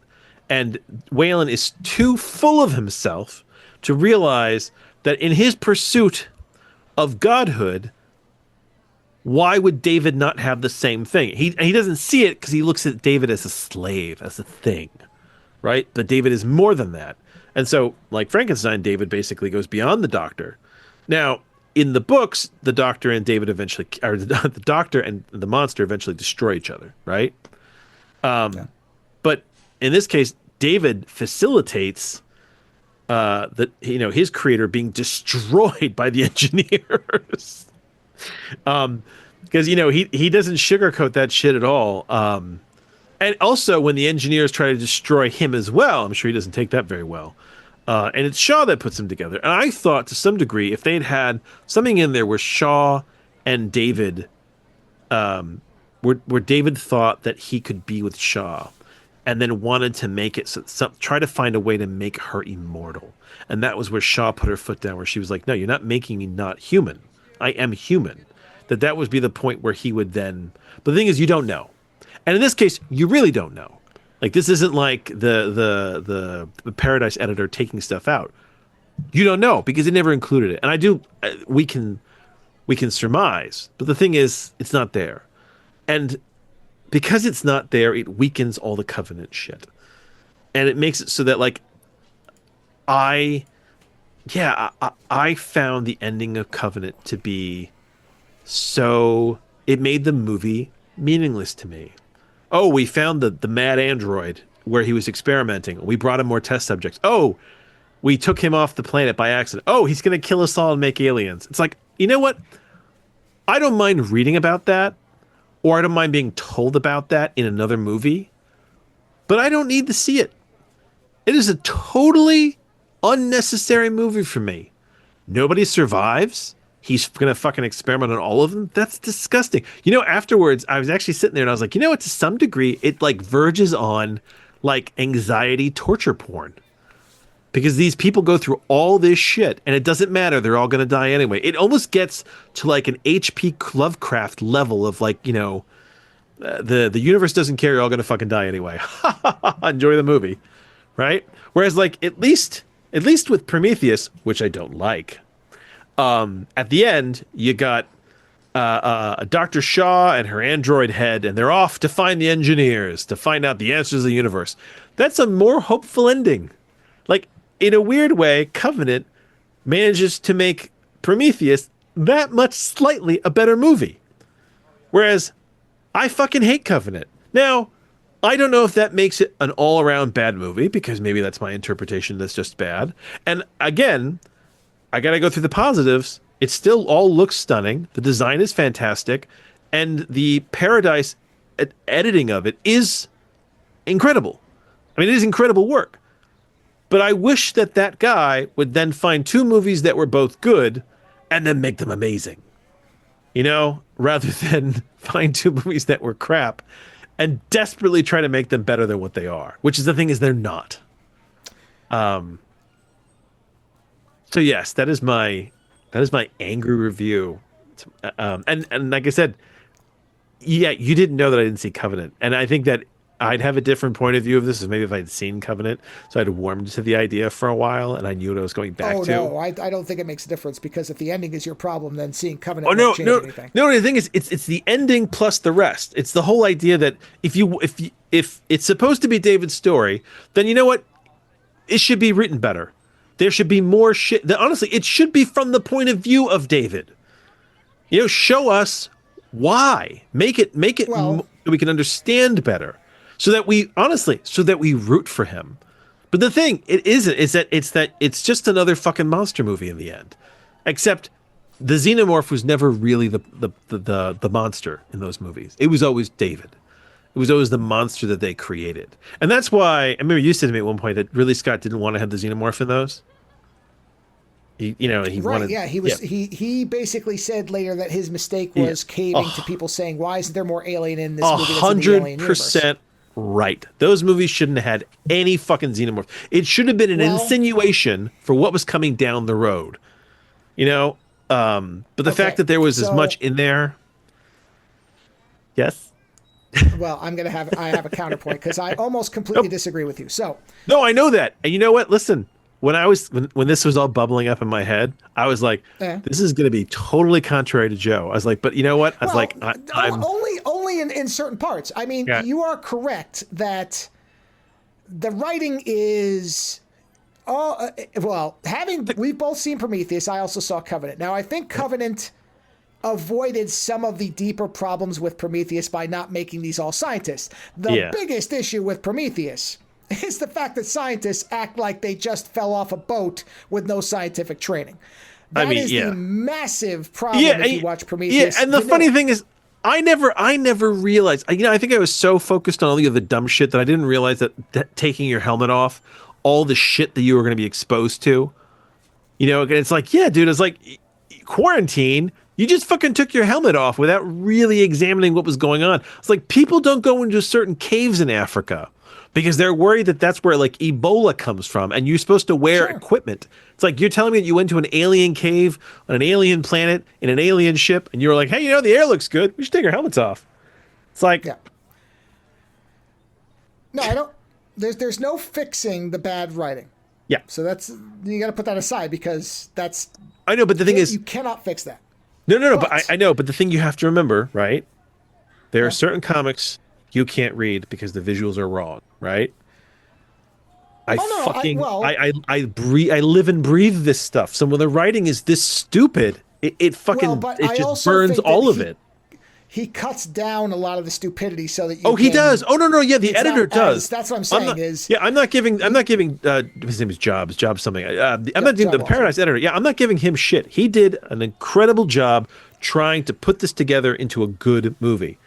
Someone give that guy a job. Two of the three biggest stupidities of Prometheus are entirely missing. Yeah, which the fucking is the two ship. scientists messing around with the snake, and Charlize Theron getting killed by a ship.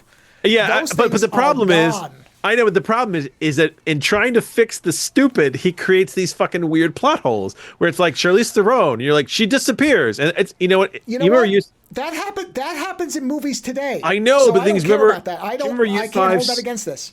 No, remember the movie U571 with Matthew McConaughey in the submarine? Yeah, so John Bon Jovi's in that movie. John Bon Jovi gets on the submarine with and he vanishes. It's because he gets shot in the head at one point, but there was like they felt the scene was too intense for the rating that they wanted.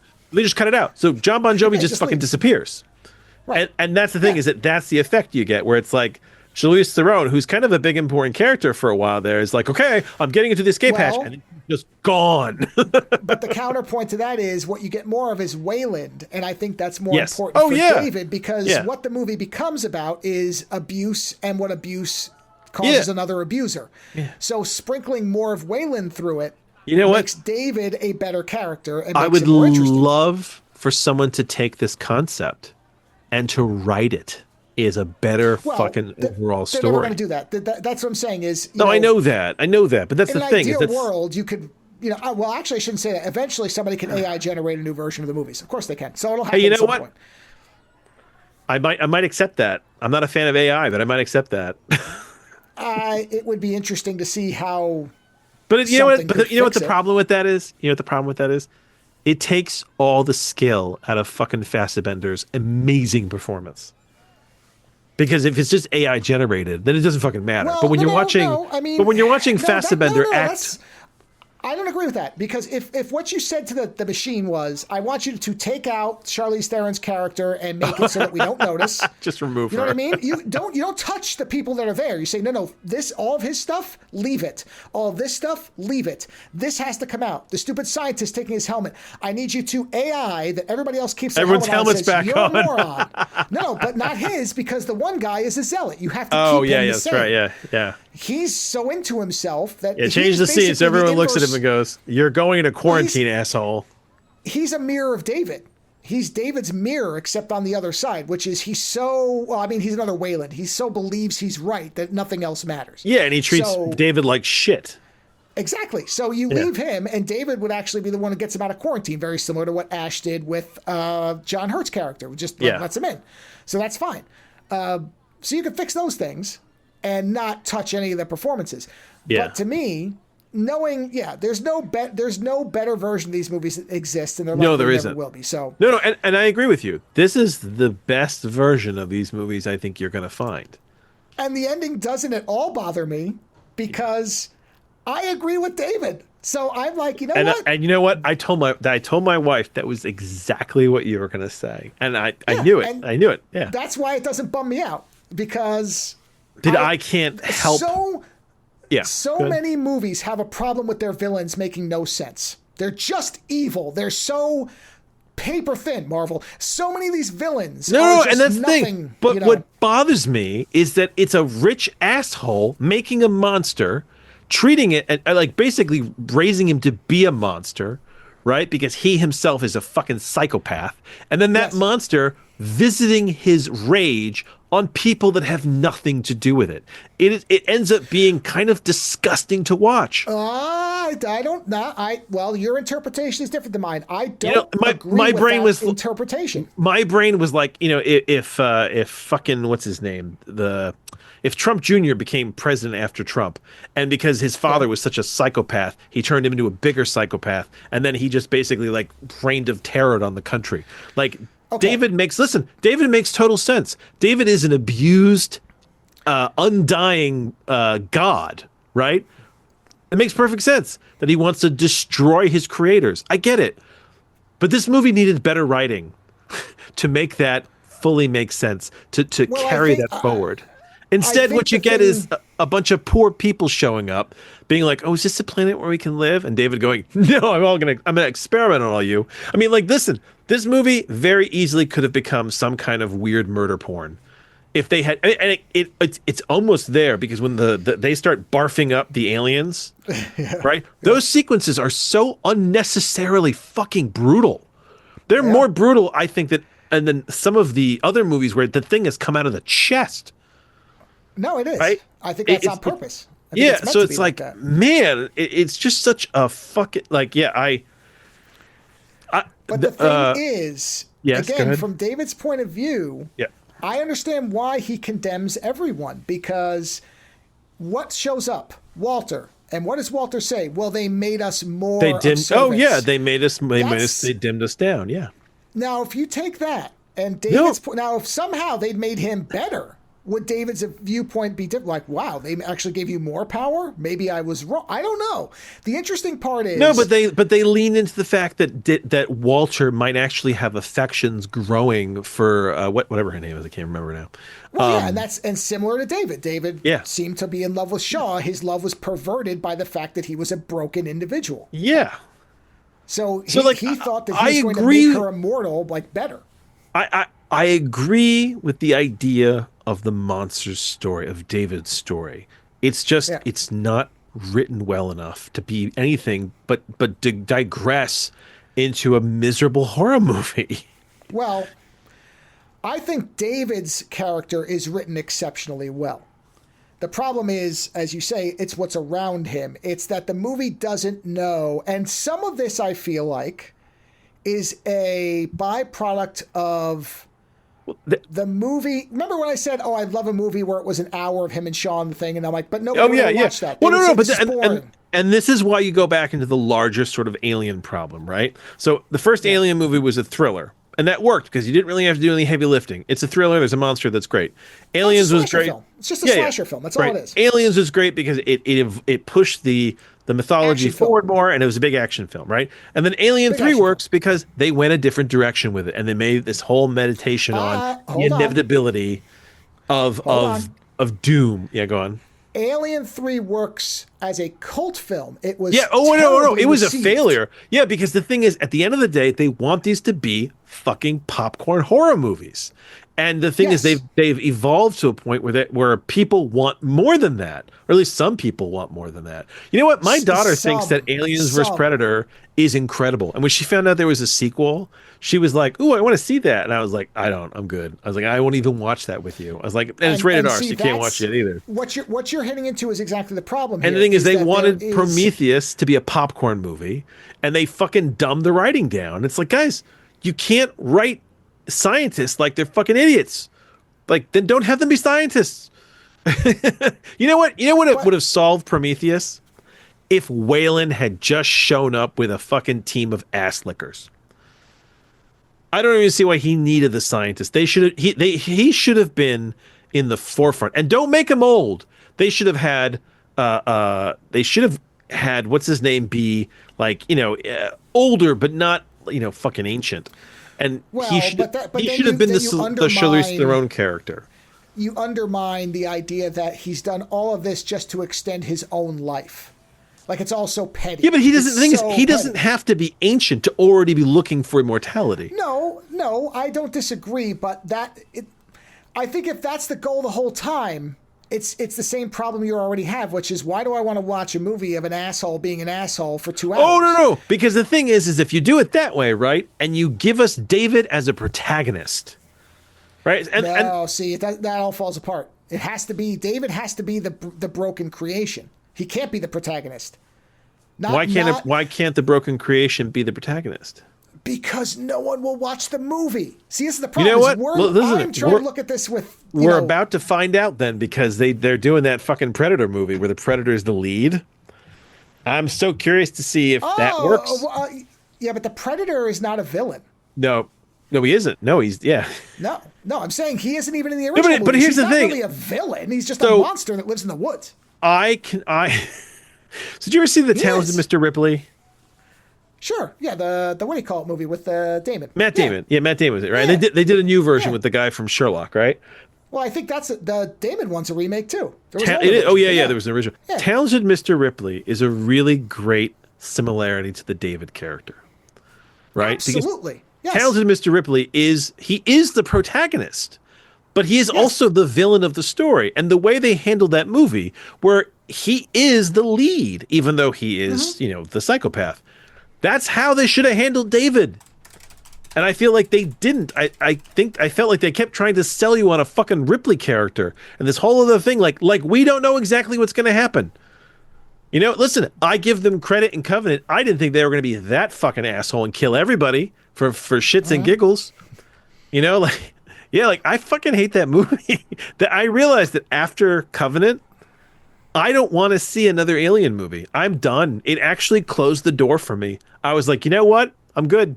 I don't ever need to come back to this. Unless I find out that they've done something so amazingly different, I was like, I'm done. I don't need these popcorn movies. And maybe this is what happens, is that you get to a point where you're just like, you know what? I don't need any of these movies anymore, because if this is what you're making them for, you're making them for this crowd.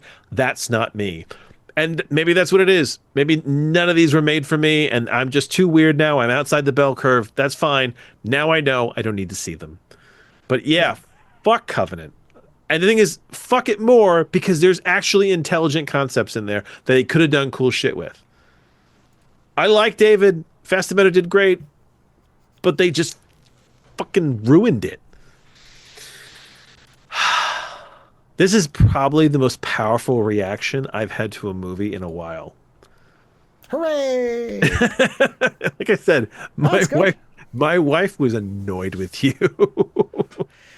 She was like, fortunately, we're kind of done with these movies for a while now. Our next 2 or 3 are not going to be anywhere near. I mean, you know, I think it's not a horror movie thing either, because like we've watched horror movies together and we laugh at them. We're like, oh, whatever. I think, and this goes back to the whole idea, is that because I have a high watermark for Ridley Scott, I expect more out of his movies, and then when I get fucking buffoonery, it's like, and I had already sworn I wasn't going back to Prometheus, but like I said, I gave this Paradise Cut a chance, and I want to state firmly that the editing, the fan ed of this is fantastic.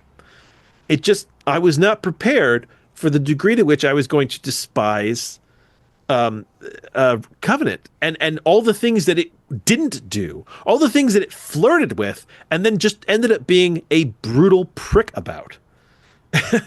Like, oh man, like, yeah, I'm so suspicion put out by it. Yeah, is if you had watched Covenant, you would not react as negatively.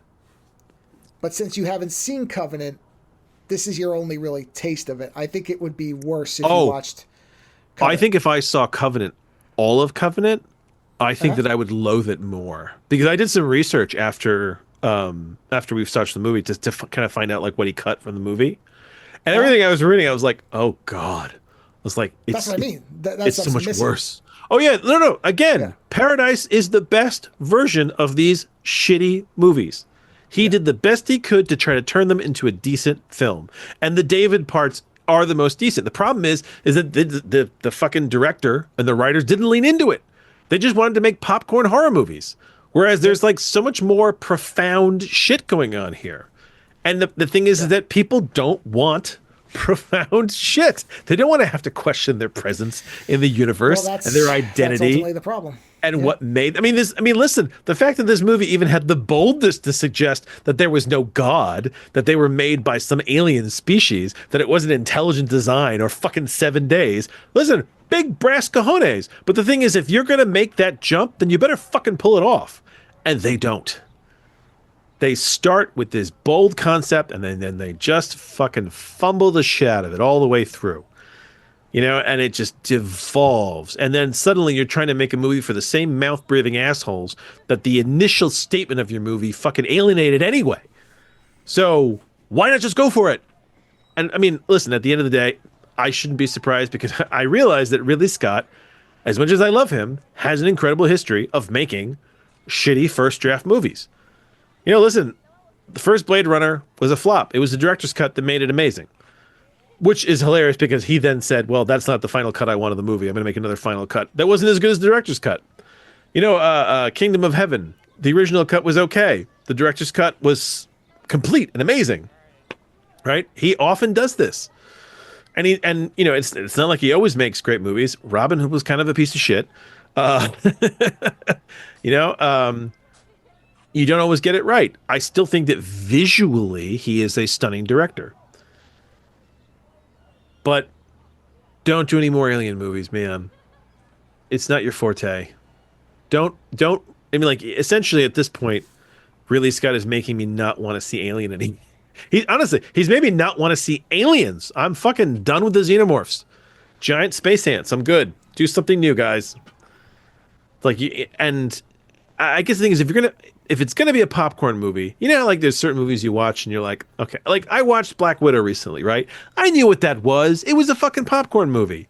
You know, what was I there for? I was there for the 62, was it the 62 views of Scarlett Johansson's posterior? I think that's it. Yeah. Oh yeah, so I was there for the 62 views of her ass and the action sequences and the shooting, bang bang, all that shit, right? I knew what it was going to be. I knew where to put my brain, right? But then, you know, you show up to Prometheus, you show up for Covenant, and they raise your expectations that there's going to be some fucking heavy thought going on, and then it devolves into a popcorn movie, and you're like, oh, well, fucking hell. I was like, you know, and I think it's their own mistake. They made my brain think that there was going to be a lot going on, and then they were like, oh no, it's fucking buffoonery, and you're like, oh well, if I had been prepared for this, I would have, you know, put my brain in check in the right place. And listen, I'll give Marvel that. Marvel's figured out, at least with certain people, that that's what they do. They show up and they go, hey, this is a big joke. Eat your popcorn and enjoy. And you go, okay, I'll eat my popcorn. Great ass! And you got...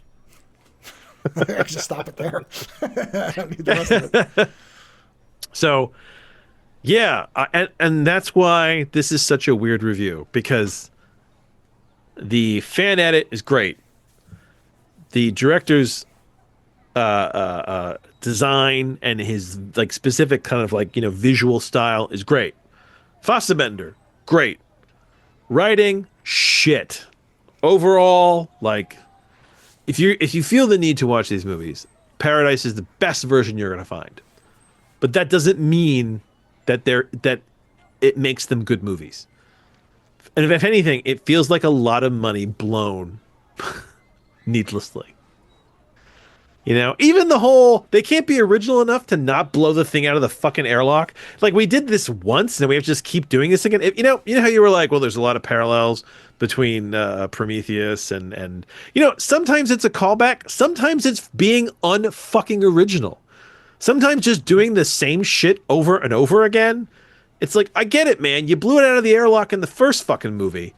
And you did it in Alien. I was like, you need to do it again? I was like, oh no, now there's big trucks. I'm like, okay, I get it. It's like, rather than come up with a new idea, you just add more sparkles to it. You know, it's just like, I can just be endlessly annoyed with this. And that's what I walked away from this and my brain went on hyperdrive and I was like, fuck this movie. And like, I had already given up on Prometheus, but fuck Covenant. And oh man, I shouldn't care this much, but I do, because it's a larger statement on like the stupidity of writing in movies. I'm at this point where I think I just need to like stop reviewing movies, because I there's just certain movies that just get under my skin like this, where I'm just like, why does it have to be so dumb? You know, before I watched this with you, I watched Kong Skull Island, right? And I watched that and I thought, this is a silly movie with a giant monkey. And I enjoyed the fuck out of it. Why? Because very early on, the movie was like, hey, silly movie, giant monkey. And I was like, cool, I'm here for that. They didn't try and get into heavy conceptual shit. They didn't try to convince me that there was no God and that the monkey was it. No. We knew exactly where we were. And I applaud the director. And in that respect, that director is better than Ridley Scott, because he lulls me in with this sense of it's going to be really highfalutin conceptual shit, man. There's some heavy thought going on here. And then it becomes werewolf and vampire fighting. You know, like, it's going to be, it's just another 50s monster movie. All right, I'm done. I'm done with it. Do you have a rebuke? I know you like this far more than I do, and I know that you agree with Dave. Look, yeah, I don't have any problem with anything you said. For me, yeah, I feel like the David stuff is strong enough that I would still recommend watching it, because I think that stuff trumps any of the problems. I can ignore the rest. I think that we haven't gotten a lot of examples since probably the Kenneth Branagh Frankenstein, honestly. Yeah. Where the monster is sympathetic and wins. And you know, when the monster is well-defined, or the villain, is well-defined, and I understand why this monster is angry, and I actually agree in many ways with what the monster is angry about, then the ending doesn't bother me, and I'm not bummed out by it because but- I'm like, yeah. Yeah, and I think I agree with you. Like, that is all fascinating. It's just a shame that the director didn't know that. That the writers didn't know that. That they didn't go all in on that. There's trash around it, but the reality is that this gives us the most of the Wayland-David relationship in the whole thing, not extras or go online and click this magic URL to see this. No, we put it all together. No, yeah, and the edit, there. The edit was great. And that's why I still like it, and I still will rewatch it. I've watched this a couple times. It's a great edit, and I will, but A+ for him. I just didn't realize. I think the positives outweigh the negatives. I'm not going to pretend the negatives don't exist. No, because the thing is, like, I don't like Prometheus, and I fucking hate Covenant, and like I think no amount of polishing that turd makes it any more than a turd movie to me. Yeah, and I don't have that visceral reaction to either film. I don't think that either of them are. And this is why, like, we agree to disagree. And I know why you like it. And the thing is, if I could overlook the other stuff, and I do agree, I love Fassbender's performance. Fassbender, right? Yeah. He's great. I just wish he was in a better movie with it.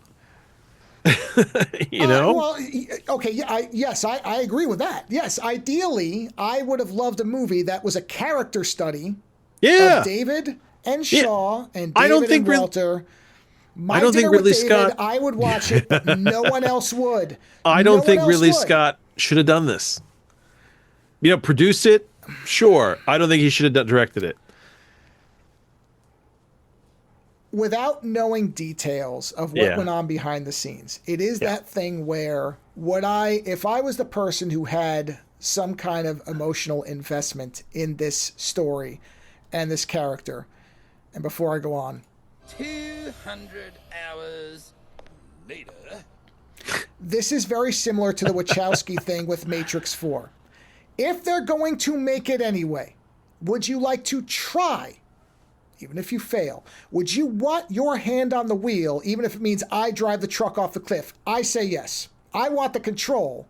Like, if I'm going to watch this tanker but smash into a bus full of children, then I want to be driving, goddammit. But maybe that's the problem, because like I said, there are moments in this movie, and this is the thing, this is what Paradise tried to collect. They tried to collect the most intelligent moments in the movie. The problem is that I don't feel like there's enough of them to make a movie.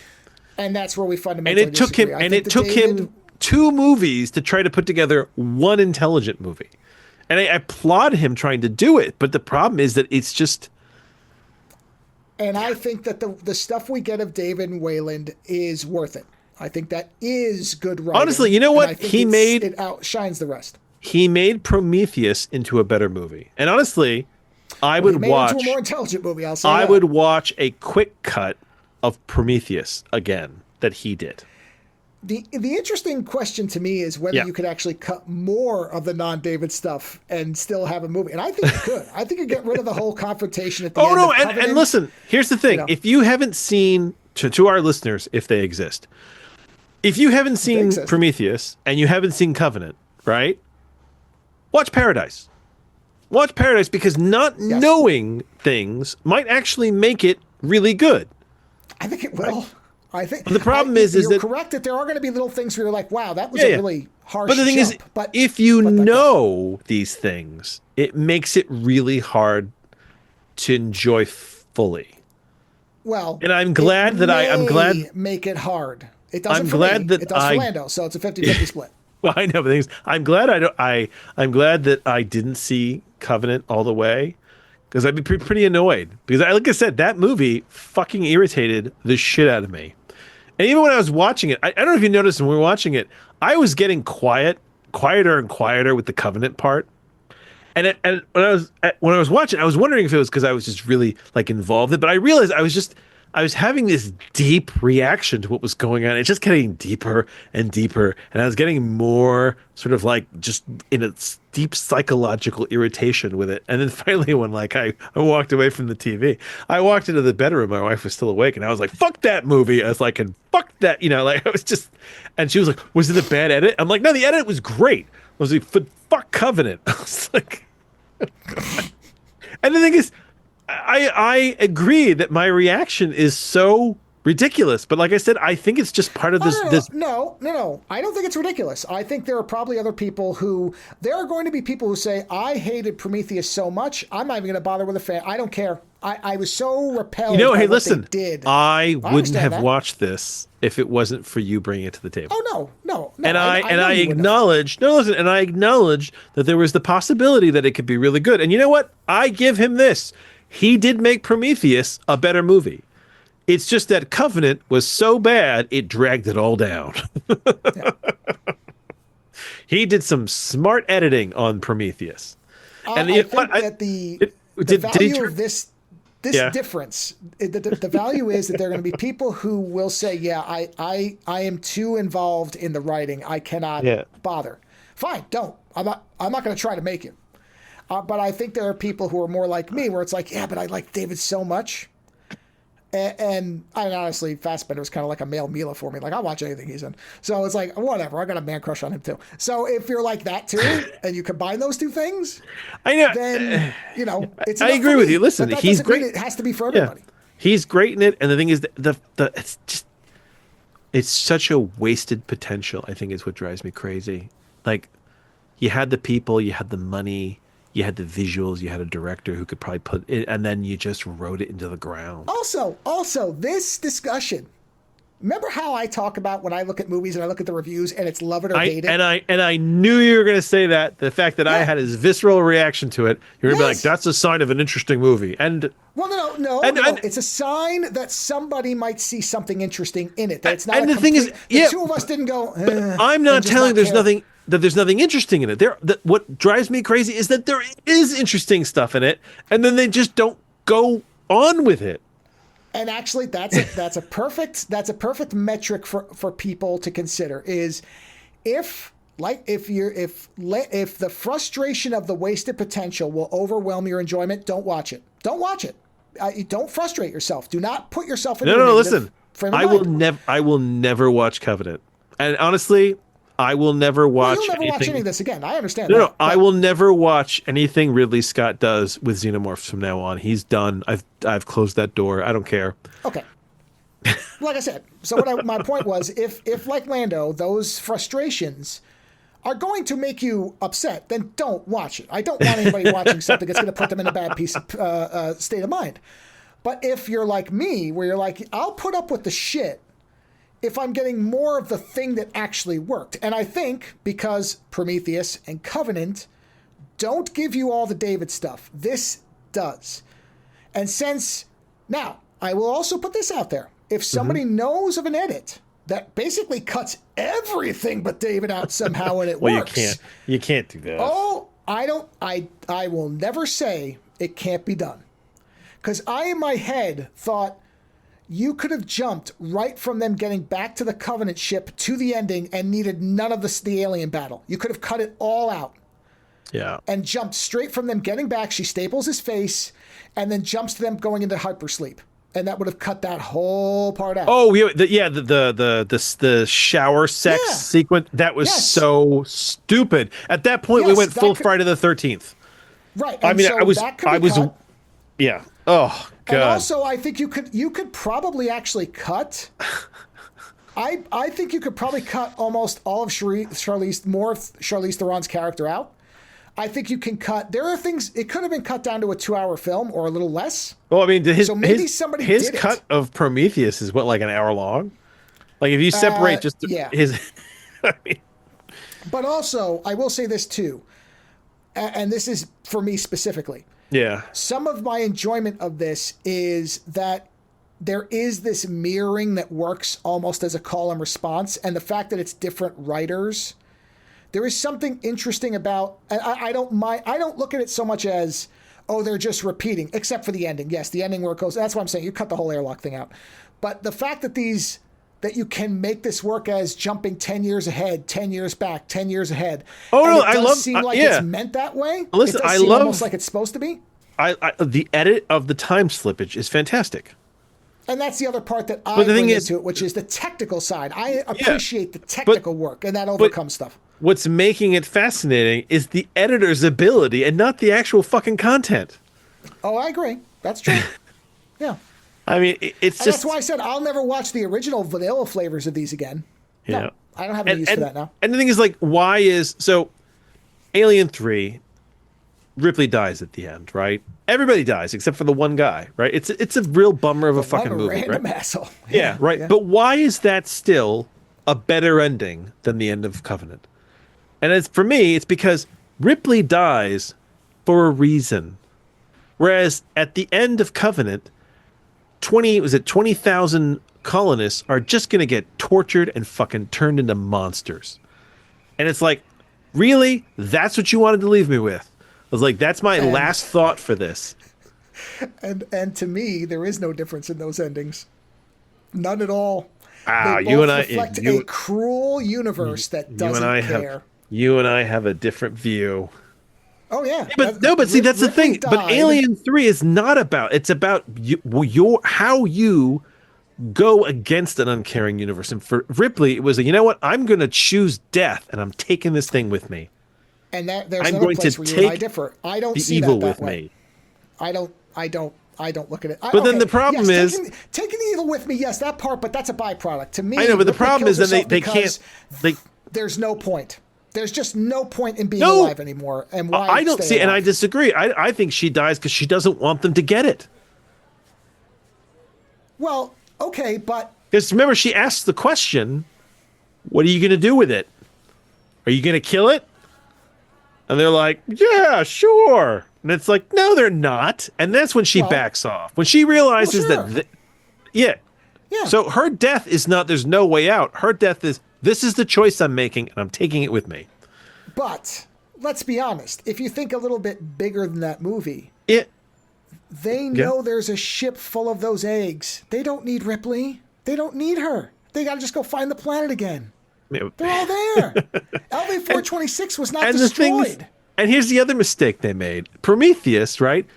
By the end of Prometheus, I did want everybody to get fucking destroyed, except for Shaw. Because they were all such assholes. The only people who needed to live in that movie were Idris Elba and his crew, and Shaw, right? Yeah, the pilots, yeah. And Idris Elba and his crew do the noble thing to save the Earth, and Shaw lives, right? Yeah. But everybody else who sucks dies. Everybody who is an asshole to fucking David dies, right? But when you get to Covenant, they're not assholes. They're just fucking nice, everyday people trying to live. And that's why it devolves into murder porn to me, where it's like these are not these doctors treating David like a fucking toy, like looking down upon him. Go ahead, counter me. No, it's not a counter per se, but this does get into an annoyance of mine with actual life and actual people. Okay. You are correct. The colonists have no particular problem with David per se. They do not appear to treat Walter badly. However, as a counter to that, yes, Walter is a enslaved being, dumbed down because he got a little too fresh with his handlers. And if I'm David looking for even a shred of any change in these people, and I meet absolutely. Walter's the last straw for David. Yeah, so no, I get that. I don't care whether the colonists themselves, the human race needs to be extinguished. So fuck them. And I'm on board with that. Like, I'm okay with that reasoning. It makes sense. See, I'm not saying I wouldn't throw a virus down, but I can't get on board with wiping out the human race. I just can't. No, I can't because it's too generalized. There's too many people that don't suck. I know lots of them. I'm talking to somebody. Accountability I'm talking to somebody right now that doesn't suck.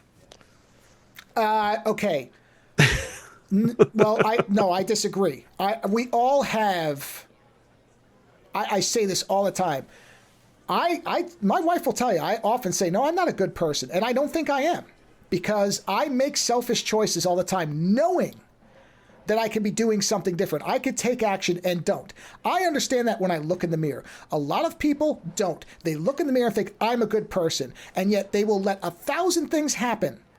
Somebody who has different skin than me, oh, they're going to get deported? No problem. I don't know them. Fuck them. They have tattoos and their skin's brown? Probably bad. Go away. Go away. I want my eggs to be cheaper, so go away. Shit like that. So you know what? No. I don't buy into any of that shit. Whereas, like, I find that stuff to be horrifying. And yet we're all complicit in it. So if, again, I'm maximizing this. I'm not saying I would create a xenomorph to exterminate So humans. what we're saying is we've got a humanity issue here. At the end of this movie, our argument is basically the fact that you think the human race should be tortured and wiped out, and I don't think it should be.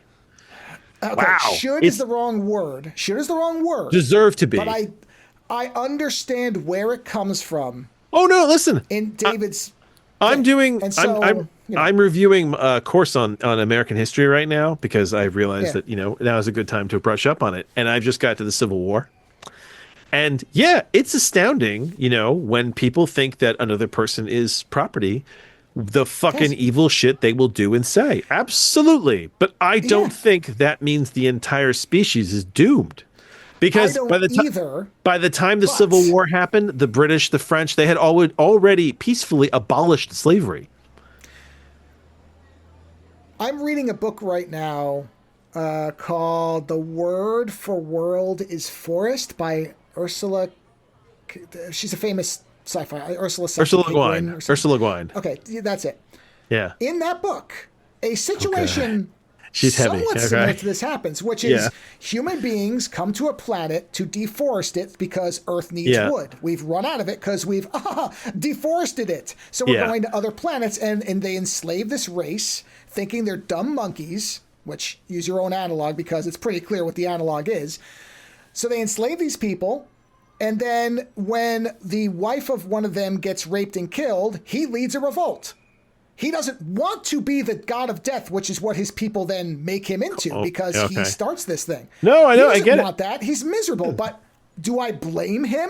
No. Hey, listen, you read Black Science, right? Right. This is what I'm saying. You remember when they go to that universe where the Native Americans have advanced technology and are basically wiping out the whites? Yes. And they basically say, this guy came to us and he gave us his technology and he told us what was going to happen. And we were like, well, shit. We can't let that happen. Right. No, I get it. And I get it. That's what I'm saying. That's why and the ending is not a downer for me, because I at least feel like the reasoning is sound. Is sound. The ideas are good, but the writing is a piece of shit. And you don't get me there. No, I agree. That's your barrier, not mine. But would you agree the writing for David is good? I feel like the writing for David needed to give me more. Because I understand his point. I feel like I needed more. That. Not me. It's the simple. But listen. You know what? Then our reaction to this ending. Then yes, it shows our fundamental differences in this stuff. Yeah. and that is why I'm saying the disagreement is valuable, because there are people who are going to say, "Well, I watched Prometheus, and I don't know. The writing was just so weak. I never went to Covenant. Should I consider?" No, don't. You will be disappointed, if not angered, obviously.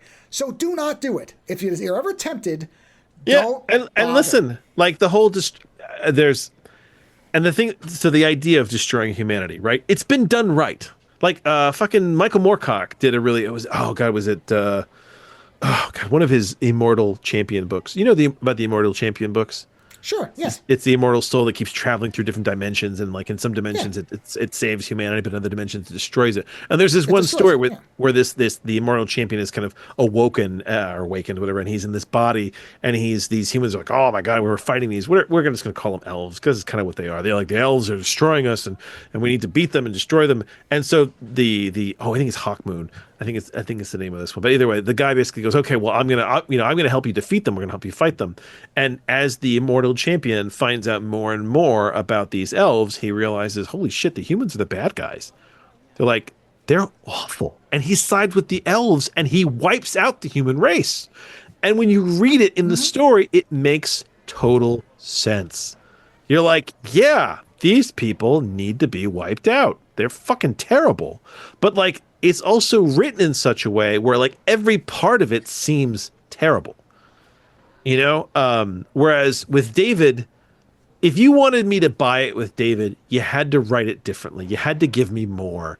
You had to give me I needed more of the Prometheus assholes. You needed to give me some racist, robot hating fucking dicks in those colonials. But you know what? They didn't seem that fucking bad. And if anything, it makes David into a monster because he's just like, I'm going to take my daddy issues out on you. That's what it becomes to me. It's not my people are being, no. It becomes, I'm taking out my vicious fucking daddy issues on you. Well, let's not forget that the thing that he's actually communicating with gets blown away by the Dr. Manhattan character right in front of him. So, and that part kind of happen. You know what? I'll give you that. That right there is close to what I wanted because he shouldn't. I understand why he shot it because he saw the dead body of his person there. Yeah. Right. And he thought, I get why he did it. But yes, that is a bit of it. And if anything, they should have played up his religious, absurdity. Well, do you know what I mean? Yeah, and that part is there, but I agree it's written clumsily, where Shaw is very religious. She's got the cross. She's a believer. He sees her memories. Yeah. This guy is ultra-religious and makes bad decisions and murders a creature in front of right in front of. So, yeah, I'm not going to try to convince anybody that the writing is solid throughout. It is not. But no, I listen, I understand now why we differ in opinion. I get it. And I don't need more because Wayland is a flawed and selfish person, and he created a flawed and selfish individual. Well, he created life in his own image, and he didn't realize that his own image was fucked up. Yeah. You don't need more, and I don't want more. There you go. So anybody considering it, there are two angles. You know what? On it. It definitely I don't well, the thing is Covenant evoked a response in me. I think it's the problem is that Covenant evoked such a response in me that I think it kind of blew what it was out of the water otherwise, but no, I'm done. I'm so fucking done with all those movies and their bullshit. I'm good. I'll let you know what, you are my canary in the coal mine. I'll let you watch these things and tell me about them. I like your version better. I remember you telling me about Covenant, and your version, your Joe Pesci in New York, Brooklyn fucking descriptions of these movies is so much more entertaining than seeing them sometimes. Well, and that's because I think for me, it's easier for me in many cases, not all. I can't pretend it always is like this, but I think in many cases, if you've said the same thing about me. I'll watch a movie that's not good, and I'll be like, but these three things. Yeah. I'm glad I saw it because of these three things. And David is enough for me to blow away the rest of this. It's not enough for you. Yeah, I need more than that. Yeah. I accept the fact that David's story is fascinating and I like all of that, but you got to give me more if you want. If you want me to get to a point where I'm ready to torture and murder 20,000 colonists who are just nice people, you got to give me more than that. You haven't given me enough of an argument yet that makes any fucking sense to me whatsoever, other than being gratuitous, unnecessary, murderous violence. And if, like me, you find that humans are inherently not good, then you'll understand this ending completely and have no issue with it. I want to be very, very, very clear. I don't wish harm on anyone. I don't. But I also do not think that people are nearly as good as they think they are. And therefore, if you know what actually this movie is very good about? Yeah. It's showing you that when flawed people have power and can influence things in a big way, it might be a bad thing. Take that lesson and expand it to the real world. When rich assholes get control of powerful things, it seldom ends They do well. Rich asshole things, yeah. Oh, yeah. And maybe that's another reason I like it, is because I'm like, this is a lesson that unfortunately we haven't learned from our entertainment, so I guess we're going to have to learn it in the real world harsher now. Listen, I mean, that's exactly what happens. It's like people who are like, bring on the asteroid. There are days where I'm like, yeah, bring on the asteroid. Let the deer fucking run it. That's another movie. That I can't watch because it's so dead on. Like, I've seen clips of it and I've read about it. Yeah, the Don't Look Up, is that it? Yeah. Where I'm like, oh yeah, I get it. Okay, yeah, okay, yeah, fine, I get it now. Like, I mean, and that movie. Look, Ripley said it in the second movie, right? You don't see them fucking each other over for a goddamn percentage. That is probably one of the most sincerely honest lines in all of film. The thing is that in all these movies, the xenomorphs are never really the big monster. Like in the first movie, it's the corporation that basically says fuck the humans and sticks their own robot on them. Right? And in the second movie, it's the corporation that knows there's something going on there and then basically tries to fuck them over again. Yeah. And in the third movie, Ripley has to take matters in her own hands because the corporation is coming to do it. It's to fuck everything. It's like, yeah, the corporation is the big villain of all of them. Right. You know? No, like I said, I'm really not even disagreeing with anything that you say because the writing, No. I understand your point of view. Times, you know? Yeah, I get your point of view. I just can't. The writing is not there to get me. And that's why I'm very sincere when I say this is valuable to hear these two different viewpoints because there are going to be people who say the same thing, see it the same way you do, and I don't want to. The thing I don't want, and I often do get wrapped up in saying, "Oh, you should." This is interesting, and I try to be very clear when I'm saying I don't think a movie's good, but I think it's interesting for the right people. Because I don't want somebody to watch something that I say is good and be like, this was what you wasted fucking 90 minutes of my life on this piece of shit. No, and here's the thing. I don't want that. I don't feel like my time was wasted. Well, that's good at least. Because we watched it together. It was interesting to see what they were trying to do with the character. Like I said, Ridley Scott's visuals are very good and his design is excellent. Right? Yeah. But at the end of the day, yeah, the story was bad, and it's not the first time we've seen a bad movie together. Man, I think what it is it goes into this deeper response. I think about humanity for me because we just talked about that. I sent you that article about how sci-fi is going to ruin the future of mankind. Remember that? Yeah. Oh, yeah. And the article. So those, Joe can link it in the show notes. There's an article that was on the Guardian. It was basically about how all these also I think linked to that because I think that's where I saw it initially. Talked and about it's this whole thing where all these rich assholes actually are big science fiction fans. So like fucking Musk loves all the books by I can't remember his name now, but basically the guy who wrote these books, they're like a commentary on like corporatism and you know capitalism and like kind of how it destroys society. The guy was like kind of a socialist, but Musk is so on board for that future. And it's the whole thing with like in Meta, all the Facebook people, they are told to read Snow Crash because to them that's like, oh, that's what we want. We want to make the street. We want people to give up reality and just fucking do it. Yeah, and it's like all these people without paying attention to all the garbage that was surrounding the metaverse. Yeah. So they're all in on this kind of dystopian future because the thing is that they want to be the rich assholes. And I think I texted you this, the whole idea is like, yeah, it's like reading 1984 and being like, that's fucking awesome. It's awesome if your big brother was if you think, that's what I said. I said, well, yeah, but if you're big brother, you think it's fantastic. And so of course. There's this thing where essentially all these rich people who have a lot of power and decision making are steering us toward the dystopian cyberpunk future that was written as a fucking warning and not toward the Star Trek future where everybody gets along and we explore and everyone's taken care of.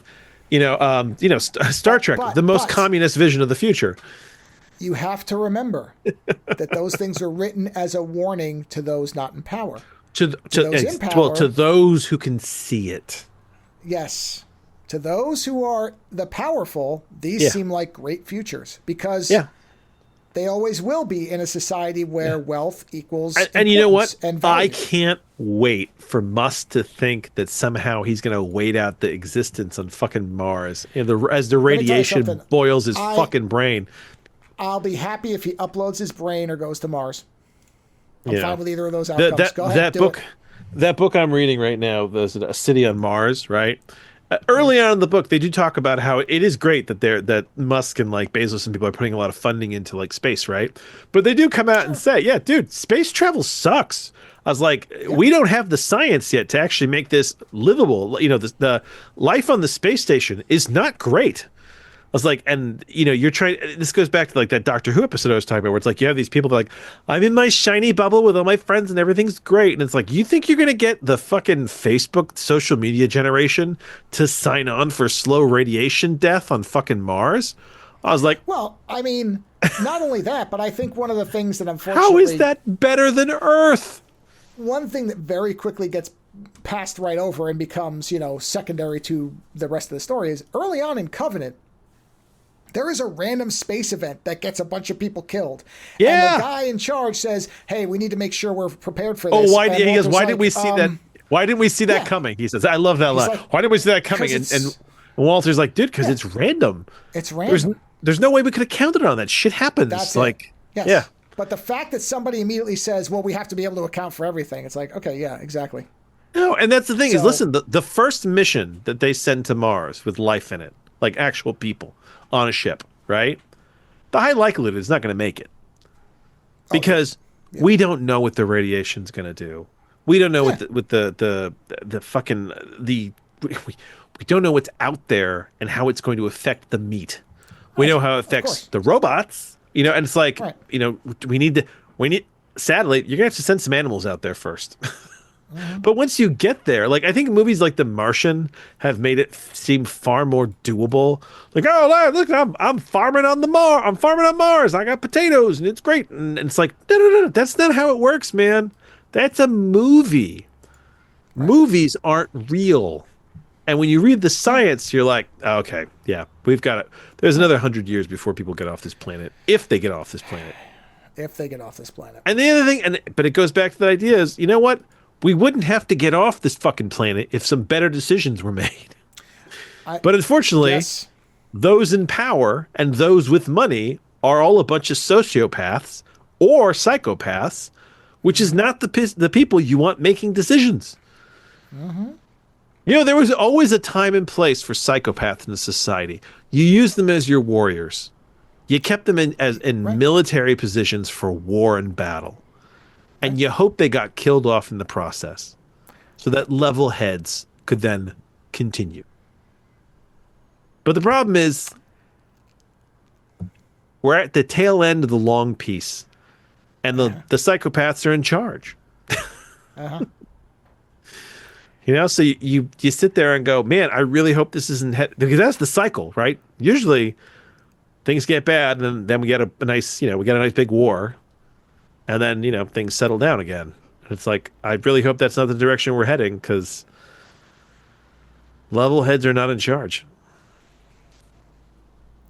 Hence, my sympathies with David. I know. And the thing is, I can fully understand you. That's the funny part about this. Is I fully understand your point of view. And I don't like being like this. It's not fun, but it's not. I don't enjoy having this mind. So you have no other review, or have we gone on too long? No, that's it. No. I have nothing else because nothing. We're gonna end on alien death. Jesus. You said you're going to be surprised by my reaction. I am not surprised. I expected that I was so viscerally against it. I didn't expect for you to say you were swearing off all Xenomorph films from Ridley Scott necessarily. That I didn't expect. Man, fucking but done. I could tell by the end of it that you were not happy with the. No. You know. So, no. But I think that's valuable. I think that's good to hear. That disagreement, that the root of it, I think is beneficial for people to understand because. Again, I don't want people to watch something I like and hate it. So now that there's a better illumination of how I do things. And the thing is, I think it's great that we're watching these movies together. Because, I mean, there's a lot of these movies that your wife would never see with you and my wife would never see with me. So it works. It's good for us. We have someone to watch it with. We have someone to watch and have a reaction with it. And some of it's been very good. Like, we haven't done this in years. So the fact that we started doing this now is like a kind of a fun thing for us. And it's like, listen, Megaopolis was actually really good and that has been the surprise hit of this series. Has stayed with me in a positive way. That sound effect is never, ever going to go away. I mean, that is eternal. You know, and a lot of the movies we've seen, I mean, we've watched some movies that are kind of middling, but I mean, we've watched Cooperational Hookers, and we've seen three Chinese superheroes. We were bored of. That's the thing. We haven't watched anything that we were bored with. It's just you know, we're getting into now that some of these movies were, you know, there's a visceral reaction, you know, like. So, and honestly, I'm pretty sure our next movie is Streets of Fire, right? It is Streets of Fire. Yeah, which I haven't seen, and I didn't realize that's the guy. I know. Let's put it this way. I know you're not going to hate it like this. So, Oh, I'm sure. we're No, but I safe. didn't realize that was the same guy that did Walter Hill, The Warriors. The Warriors. Yeah, so like when you told me that, I was like, oh wow, I'm excited as hell now to see this movie, to see what he does with it. Yeah, I believe this was this the direct follow-up? May not have been. I don't remember if there was a movie between this. Let me take a quick. I'm just curious as a final thing. Was this? I think is Michael Bain in it as well? No. What's it? The other Michael? The one you like? Michael Pare. Michael Pare. That's I know it. Michael Pare's in it. Bill Paxton's in it. Willem Dafoe's in it. Yeah, I don't. Is Michael being in it? That's a good question. Because I thought I heard an interview where he was talking about how he was in that with Bill Paxton. I don't. Blast the internet. I mean, if he is, it must be in a very small. Because I don't even remember. No, I don't see Rick Moranis. I keep forgetting he's in it. Oh yeah, he's like the mayor, isn't he? Yeah, I think something like that. Again, it's been a long time since I've seen it, but Hold on, let's see. I'll tell you a Okay, here we second. go. Was he in it? Streets of Fire.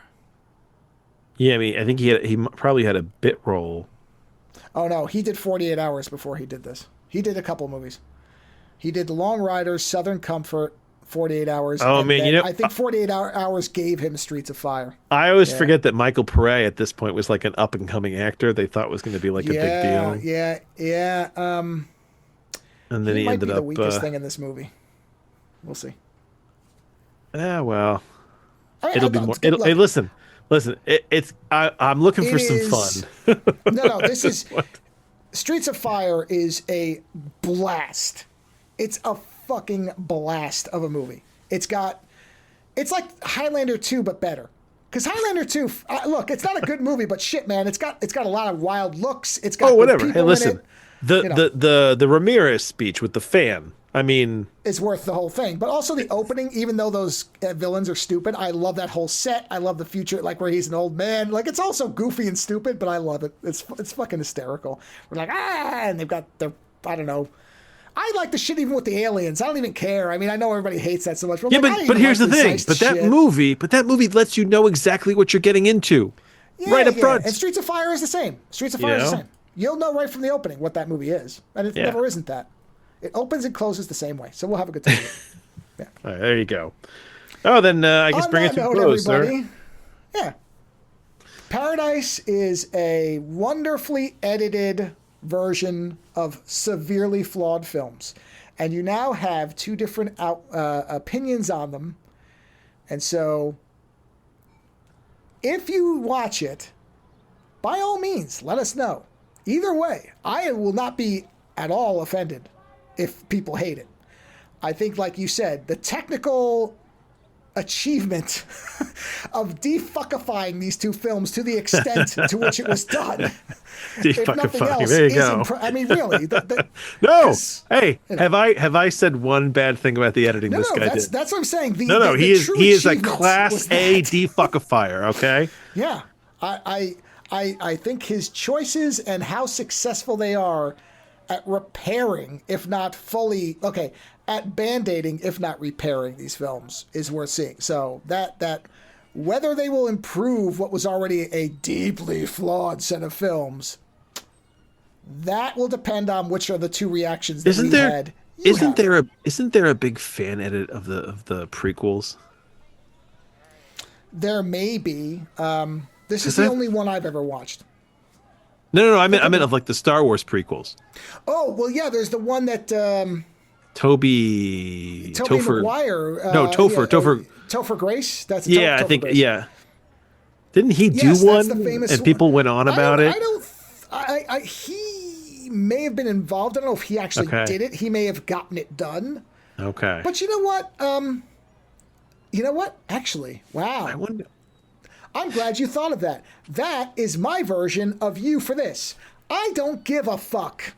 I watched that first prequel movie, and it was so stupid. Oh, you have no interest in that seeing it. I have zero fucking Oh, interest. good. Then there you go. at No, all. then we don't. Then So we don't that need to see it. That's a perfect. No. If you wanted to watch it, Oh no. would. I was just thinking because that's kind of an interesting sort of parallel to Paradise. If somebody was actually able to defuckify the prequels. Well, and see, there for me, I would want to. If somebody has a link to that cut, because that is the one that's supposedly actually good, Yeah. I would watch it to see if I liked it. Where, as far as I'm concerned, challenge. who's the guy who did who's doing the animated series, who's now doing Mandalorian with what's his name? Filoni. Oh, Filoni. The Samurai Jack guy? Yeah, no, I think that Filoni. Dave Sorry, Filoni. Dave Filoni. Yeah. Dave Filoni has done more to unfuckify the prequels than I think anybody. He is the fucking champion of defuckifying those movies. Oh, yeah, I'd agree with that. Sure. You know, but you know, it's like it's because he's had to lay so much other shit on to kind of make up for it. But yeah, I am curious. Like, what would you edit to fucking try to make those better? You talk about the Hobbit sequels or prequels? No, the prequels, the Star Wars prequels, right? Star Wars ones? Yeah, like what would you do? Like, I just feel like if you start pulling stuff out, does it just feel jarring as hell? You know, like. I think, okay, my opinion, having not watched those prequels in at least 20 years, any of them. Yeah. The only parts I remember that I think I would want to try to salvage would be the Obi-Wan stuff. No. Really? You don't like the Darth Maul fight? No, of course, you would have to have Darth Maul to have the Obi-Wan stuff because he has to see... No, I'm not saying you cut everything except for Obi-Wan's scenes. But what I'm saying is you dial everything down that isn't directly him. So, you know, like, what's-his-face going off in the field with whatever, and then say, oh, I love you, baby. Like, cut all that shit out. I don't care. All the sand speech. Yeah. Yeah, you can dial that all down to like one scene. You know what? If you made the whole thing, but Obi-Wan is the protagonist and everything going on around him. I'm pretty sure there are those edits. I can look into them. I wonder if that would make it a better movie. Yeah, because he was always one of the best parts of it. Good. Yeah. Yes. Oh man, I never thought of it that way, of making Anakin basically a bystander and having everything be Obi-Wan's point of view, and how everything fucking falls apart. Yeah. Oh wow! I wonder if there's an Obi-Wan cut. You know what? I'd be willing. I would be willing to watch an Obi-Wan if someone was able to do an Obi-Wan cut of the movie. Here it is. I'm going to hand that research to to see if I can find it. You look for and you find. I will watch. If there's an Obi-Wan cut, I made you watch this. I will watch that. That's okay. Hey, listen. I don't begrudge you.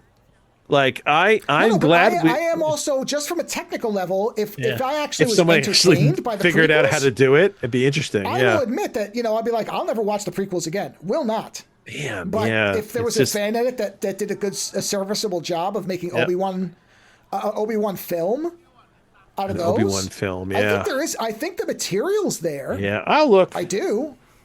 I'll put my weird lens on. Imagine cutting most of Jar Jar out. Imagine cutting most of the underwater shit out. Oh yeah, and just making it Coruscant and go. Yeah. Hey, you don't need to see the big picture. You just need to see how it basically then affects Obi-Wan. Yeah. No, it's interesting. You cut out all the Watto shit out. I mean, I would keep the pod race because that is fucking awesome, and you do need that to introduce them to him. But all the Watto shit, you can cut a lot of that out. The virgin birth stuff, you could probably edit around that. Oh, God, yeah. Right? Yeah. But then, you know what? But then I think if you cut all that stuff out, I wonder then if not all, just no, I know, but what I mean is Anakin's turn then come as a total fucking surprise to Obi-Wan, because there's no like precursor that he doesn't know about the Sand People shit. No. Yeah, that's what I mean. Because Padme still dies. I mean, you can still have. She dies of a broken heart. Well, okay, yeah, but it would still be Palpatine's temptation of saying, you can defy death and all the rest of it. You can have all that. I'd be curious if someone tried to do an Obi-Wan cut. I will look it up to see if anyone's done anything like that. I'm sure they have. See if you can find one that people agree is good. That people actually like. That people don't say, this is so hacked together and it still sucks. Yeah. You want to find one where people are like, holy shit, it's the whole polishing three turdish movies, Well, the plus of having three movies is there's a lot of material, so you could potentially and like Paradise, you and I both said, there's some cuts that are a little bit sudden, but the fact that they excise stupid material, we're like, we don't care. So if it's that, like if you're cutting out most of Jar Jar and that means that there's some time jumps, I'm okay with it. I'll let the editing go. Like I'll overlook a sudden cut where the music suddenly stops if it means I have less of me. I will. Like okay, good. Right? I will let that shit go. So I'll totally give it a shot. I'll see what I can find. Yeah. Well, see what you can find. On that note, everybody, do yourself a favor. Watch something that makes you happy. So even if you watch this and it makes you angry, then go to something like The Rocketeer. Like if you watch this and you're angry, put The Rocketeer on, put The Fifth Element on, put Beetlejuice on, put one of the classics that you know is going to leave you in a good mood. Good films will always erase bad ones. That's the beauty of being able to revisit them. And that's why the really good ones are eternal, because no matter what's going on, you can always go back to those and you know they're going to come through for you. So no matter what, watch something that makes you happy. And if necessary, watch it after something that makes you mad. So on that note, have a wonderful weekend, whatever you do, and we'll talk to you again next week. Visit OzoneNightmare.com to subscribe to new episodes, browse through our back catalog, or to find links to support the show. Follow @OzoneNightmare on Twitter for the latest episode postings and other show information. If 280 characters just isn't enough, you can always email us, theozonenightmare@gmail.com.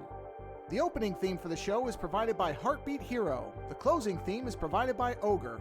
Please visit and support these artists using the links in the show notes for each episode.